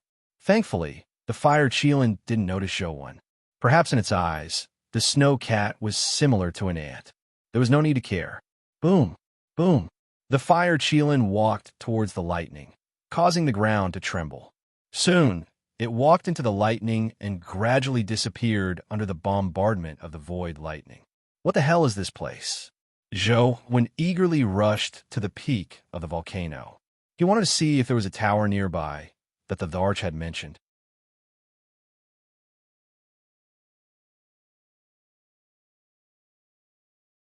Chapter 927. After climbing to the mouth of the volcano, Zhou looked around. All he could see was the sky and volcanoes shrouded in billowing black smoke. Looking around, there was only one place that was somewhat different. In the middle of the volcanoes, there was a mountain that resembled a heavenly pillar-like mountain. Its height far exceeded that of ordinary volcanoes. It pierced through the black, smoke-shrouded sky, making it impossible to see the end of the mountain. Could the tower the Dharch mentioned be that mountain peak? Zhou thought to himself. However, no matter how he looked at it, it was only a special mountain. It was still somewhat different from a tower. However, Zhou had nowhere else to go. All he could do was rush to the huge mountain. Could it really be a teleportation error? Zhou vaguely felt that something was amiss. However, how could such a mistake occur with the bronze cauldron that teleported him to a fixed location? As he ran on the ground in the form of a snow cat, he could see dimensional creatures spewing out from the volcanoes from time to time. Then, it wouldn't take long for the void lightning to make the dimensional creatures vanish. Could it be that those bolts of lightning are spatial rifts that lead to Earth? Do all the dimensional creatures on Earth pass through here? Then, if I'm struck by lightning, will I be able to return to a dimensional zone on Earth? Zhou kept thinking. If there really was a legendary mistake, he had to think of a way to return. Otherwise, a human in such a place would be no different from courting death once he was discovered by the dimensional races. Thankfully, there didn't seem to be any particularly powerful creatures here. They were all dimensional creatures that spewed out from the volcanoes. Most of them were at the mortal and legendary stage. There were relatively few at the epic stage, and only one could occasionally be seen at the mythical stage. If there aren't any more terrifying and powerful existences here, this is a good place to grind. However, although there are many types of dimensional creatures here, they all have the characteristics of demons. As Zhou walked, he observed as the truth listener earring constantly scanned his surroundings. The pillar-like mountain was too far away from where Zhou was. The closer Zhou got to it, the more majestic and spectacular the mountain became.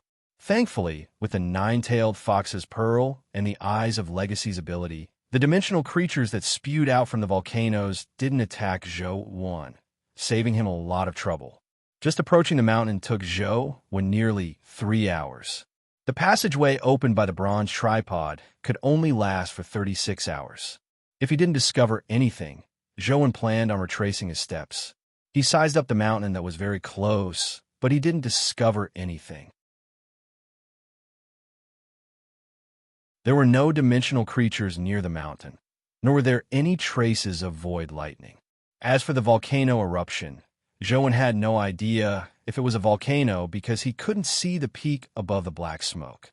After constantly scanning the mountain, he failed to discover anything. After some hesitation, he decided to climb up to take a look. If he didn't discover anything, he could return the way he came to avoid being trapped in this godforsaken place.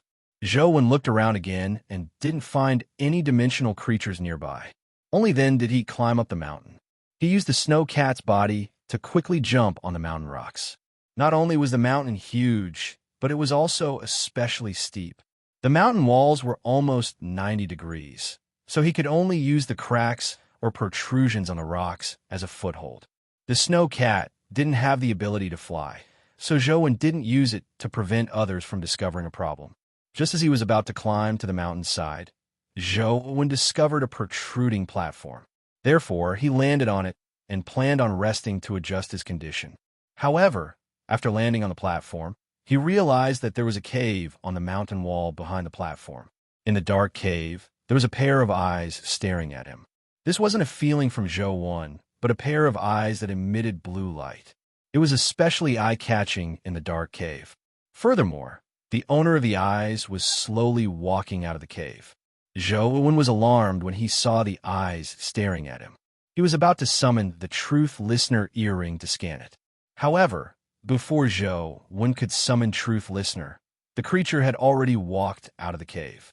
It was a creature that looked like a tiger, but it had wings. Its body was black, but there were many places that were transparent blue. As it breathed, the blue spots on its body alternated between bright and dark. When it was bright, it was like a glowing blue crystal. When it was dark, it was the same as the other black spots on its body. It was a blackish-gray color like pig iron. Zhou sensed a powerful essence, energy, fluctuation from its body. It was definitely a mythical creature, but he didn't know if it had the ability to transform into a mythical creature. Zhou slowly moved his body, but the creature kept staring at him. Clearly, it had locked onto its target. Roar. In the next second, the creature let out a tiger roar. Its body emitted blue light as it pounced forward. Zhou was just about to counterattack when he suddenly realized something. He only retreated without launching a counterattack. Boom! A terrifying beam of light descended from the mountain peak and struck the mythical creature, freezing its body in ice. This seemingly powerful mythical creature didn't even have a chance to resist. Its body maintained its pouncing posture as it was frozen there. And on the mountain peak, a figure quickly floated down. Zhou had already used Truth Listener's ability to see what the figure was. It was a woman in a snow robe. She looked very beautiful, but her face was very cold. Furthermore, her aura was somewhat different from that of humans. Her entire body seemed to emit a frost aura. Without a doubt, it was a dimensional creature with extremely terrifying strength. Why is a snow cat here? The snow-robed woman was slightly surprised when she saw Zhou. With a wave of her hand, she sucked the snow cat that Zhou had transformed into her arms. At that moment, another dimensional creature with a snake's tail and human body swam down.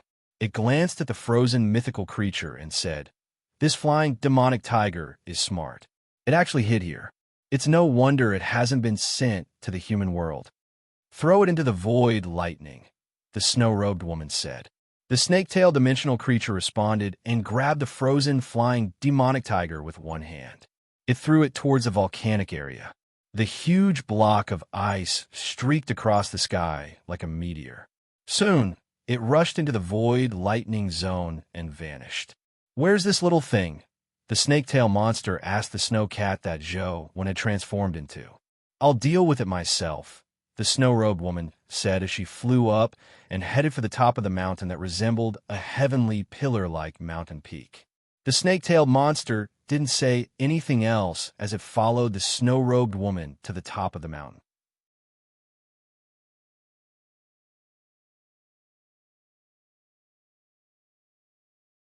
Chapter 928. Zhou felt a chill as he was hugged by the snow-robed woman. It was as though he had fallen into an ice cellar. Thankfully, the snow cat was a cold elemental creature and had a high tolerance for the cold. Otherwise, Zhou might have had to pretend to be frozen by the cold on her body. The snow-robed woman quickly passed through the billowing black smoke and arrived at the top of the mountain.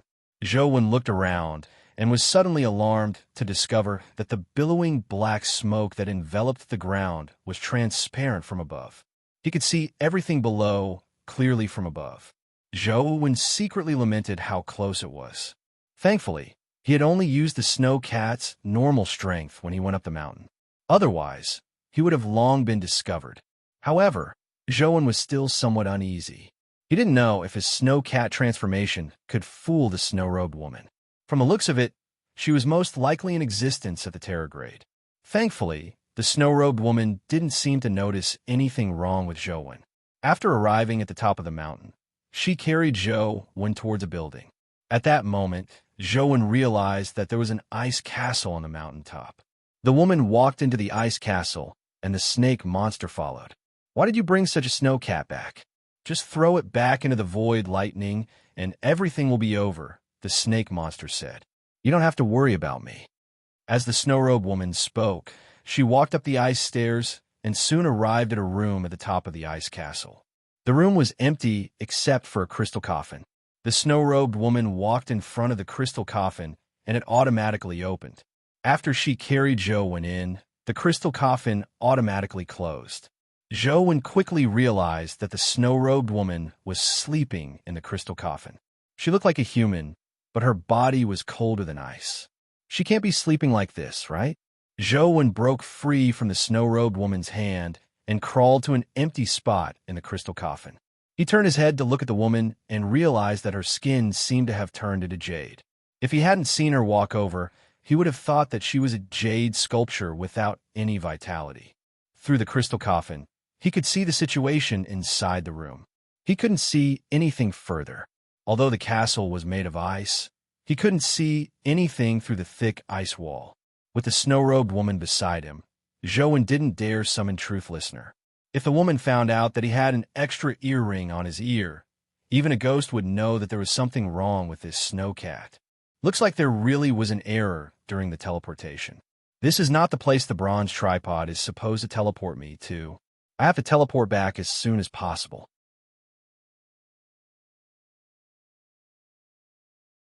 Zhou glanced at the sleeping woman and thought to himself, is she really sleeping or faking it? Perhaps my attack will have some effect on her when she's not in a terror state. Although he had this thought in mind, Zhou didn't dare act rashly. In the end, he decided to wait a little longer. There were still about 30 hours left, so he didn't have to worry about the tunnel closing for the time being. The space inside the crystal coffin wasn't big to begin with, so Zhou didn't have much space to move around.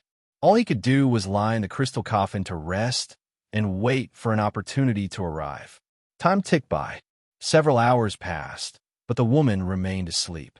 She didn't move or even breathe. It made Zhou suspect that the woman was an ice sculpture. With no other choice, Zhou could only wait patiently. After a while, he suddenly heard a clanging sound. It was like the sound of an old-fashioned clock, but it was somewhat different. The sound was clearer. Zhou heard the sound 12 times before the woman finally opened her eyes. Then, she carried Zhou and walked out of the crystal coffin. Zhou heaved a sigh of relief. If the woman continued sleeping like this, he would really be in trouble. He might even have to force his way out. Thankfully, that didn't happen. There was still plenty of time. The woman carried Zhou, went downstairs, and soon arrived at a hall. The snake monster was already inside. At that moment, Zhou was slightly taken aback. On the back wall of the hall hung a bell. Presumably, the sound from before might have come from this bell. However, this bell looked very similar to the bell that the arch had mentioned. Strange. Could it be that I didn't teleport to the wrong place? This is the tower that the arch mentioned? Zhou thought for a moment and felt that something was amiss. If the tower refers to the mountain, there's no reason for the arch not to make it clear. Furthermore, she said that the bell is at the highest level of the tower. She didn't say that there's an ice castle. However, Zhou carefully sized up the bell. No matter how he looked at it, it looked like the bell that the arch had mentioned. The various details of the bell were identical to the Thearcha's description. What's going on? Did I teleport to the right place? Is this the bell? Zhou was momentarily stumped.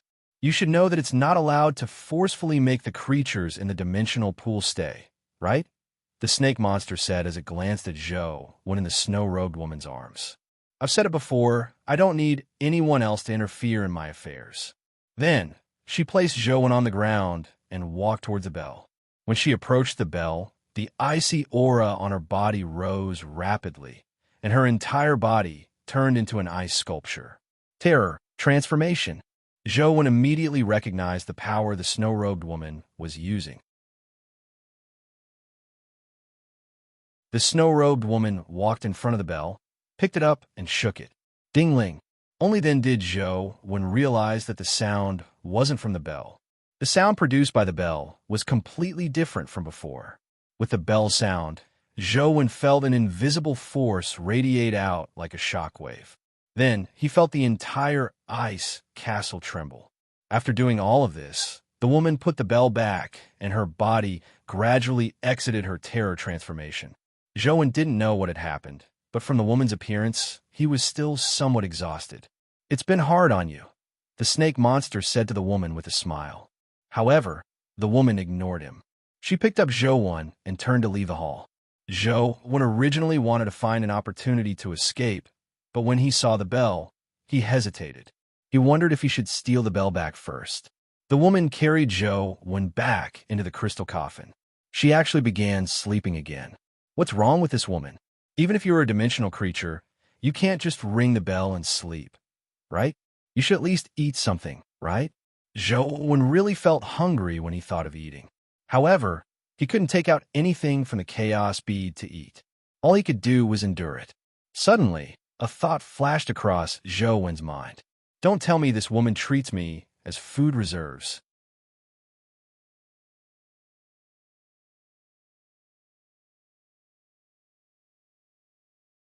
Chapter 9:29. Inside the crystal coffin, Zhou kept thinking about how he could obtain the bell and escape safely without anyone noticing. Although he wasn't sure if the bell was the one that the Arch wanted, since he was already here, Zhou still wanted to take the bell back if possible. The Ice Maiden was at the Terrorgrade, and the snake monster might also be at the Terrorgrade. It wasn't easy to take the bell away in front of two Terrorgrade existences. This was an ice castle, so Earth escape was useless. Teleportation was likely a more effective method. As long as he could leave the ice castle, he could use the Earth elemental beast to escape to the spatial passageway. From the looks of it, I can only take the risk. However, it's still difficult to take the bell away in front of two Terrorgrade existences. Zhou recalled everything that the Arch had said about the bell.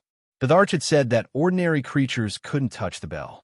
It had to be taken by a companion beast that had eaten the divine fruit. In other words, Dr. Darkness had to hold the bell until he returned.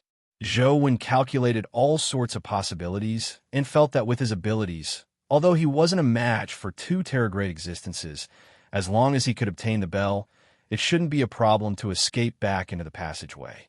Therefore, Zhou decided that if the woman took him to where the bell was again, he would snatch it. Time ticked by. 12 hours later, Zhou heard a clock chime again.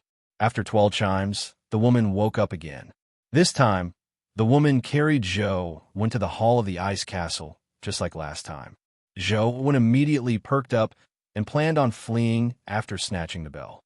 When the woman arrived at the hall, the snake monster was already in front of the bell. It was unknown if he had been guarding there the entire time and had never left. However, when it saw the woman approach, the snake monster made way. The woman placed Zhou on the ground and was about to walk towards the bell when Zhou saw that he couldn't miss the opportunity. Without any hesitation, he switched to the civilized country life soul and restored his original appearance. He teleported in front of the bell, and Dr. Darkness had already attached himself to Zhou as a soul. Zhou reached out to hold the bell and felt his soul tremble. Thankfully, with Dr. Darkness possessing him, nothing worse happened. The woman and the snake monster quickly reacted. The woman transformed into an ice maiden while the snake monster's body suffused a strange light. It grew 4 arms, and 6 arms emitted a strange light that shone at Zhou who had snatched the bell. Without any hesitation, he teleported out of the hall again. Without stopping, he teleported 4 times before finally rushing out of the ice castle.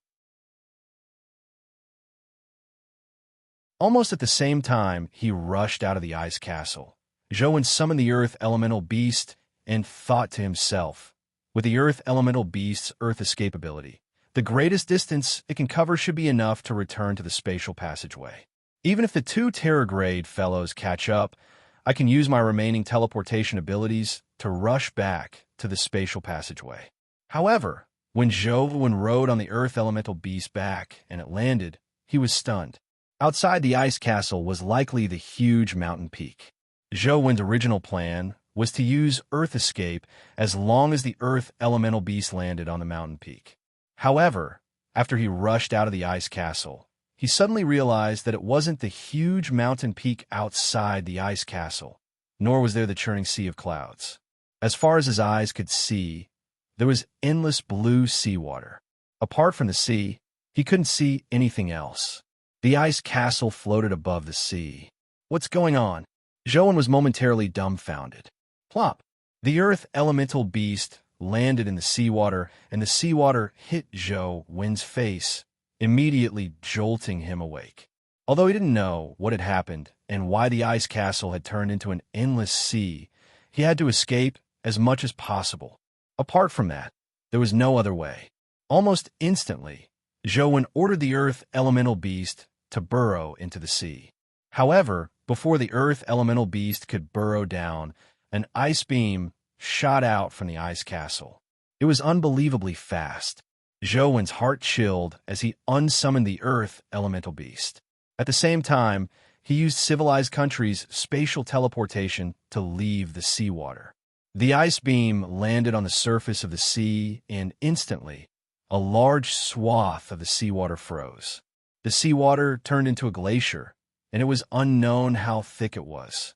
The snake monster charged forward angrily. Its snake tail swayed, and in the blink of an eye, it was already in front of Zhou Wen. Its 6 arms flailed, bringing with them the winds of death. It sliced through space in a frenzy, hoping to dismember Zhou Wen. Zhou Wen gritted his teeth and summoned Tyrant Behemoth to face the snake monster. Tyrant Behemoth roared and activated absolute strength as it charged at the snake monster. Crack! Crack! Blood-splattered wounds appeared on Tyrant Behemoth's extremely tough body. Some of the wounds even revealed broken bones. Tyrant Behemoth flew out with a tragic cry and slammed into the ice. It squeezed the thick glacier into pieces as large amounts of seawater spewed out from the cracks. Zhou Wen took the opportunity to retreat dozens of meters. At the same time, he summoned Tyrant Behemoth back. He put on the invisibility cloak and instantly vanished. The snake monster scanned its surroundings, but it didn't find Zhou Wen. It couldn't help but turn to the woman and roar, "You brought that human back. Is he your accomplice?" The Ice Maiden said coldly, "If it were me, do you think I would be so foolish as to let him steal the heaven-shrouding bell like this? If you have the time to suspect me, why don't you think about how to find him? He can't escape here. Explain this matter to the higher-ups yourself." The snake monster seemed to think that what the Ice Maiden said made sense, but it still said hatefully before beginning to search for Zhou Wen. The Ice Maiden was like him as she searched everywhere for Zhou Wen. Zhou Wen wore the invisibility cloak and relied on the 3 minutes of invisibility to rush into the sea and swim deep into the sea. The seawater here was extremely deep. When Zhou Wen dived deep into the sea, he could only vaguely see specks of light at the bottom of the sea like stars. However, the stars were colorful, reminding Zhou Wen of the liquid in volcanoes. As Zhou Wen dived deeper and deeper, he realized that he wasn't wrong. There were countless colorful springs at the bottom of the sea. What spewed out from those springs were all kinds of colorful liquids. As the colorful liquids spewed out, there were all sorts of crystalline objects. When the crystalline objects came into contact with the seawater, they turned into different dimensional creatures. However, unlike the volcanic area from before, the dimensional creatures here were basically marine creatures. You're tuning into the Warrior Lore YouTube channel. Don't forget to subscribe and join us on this journey to catch the most captivating stories.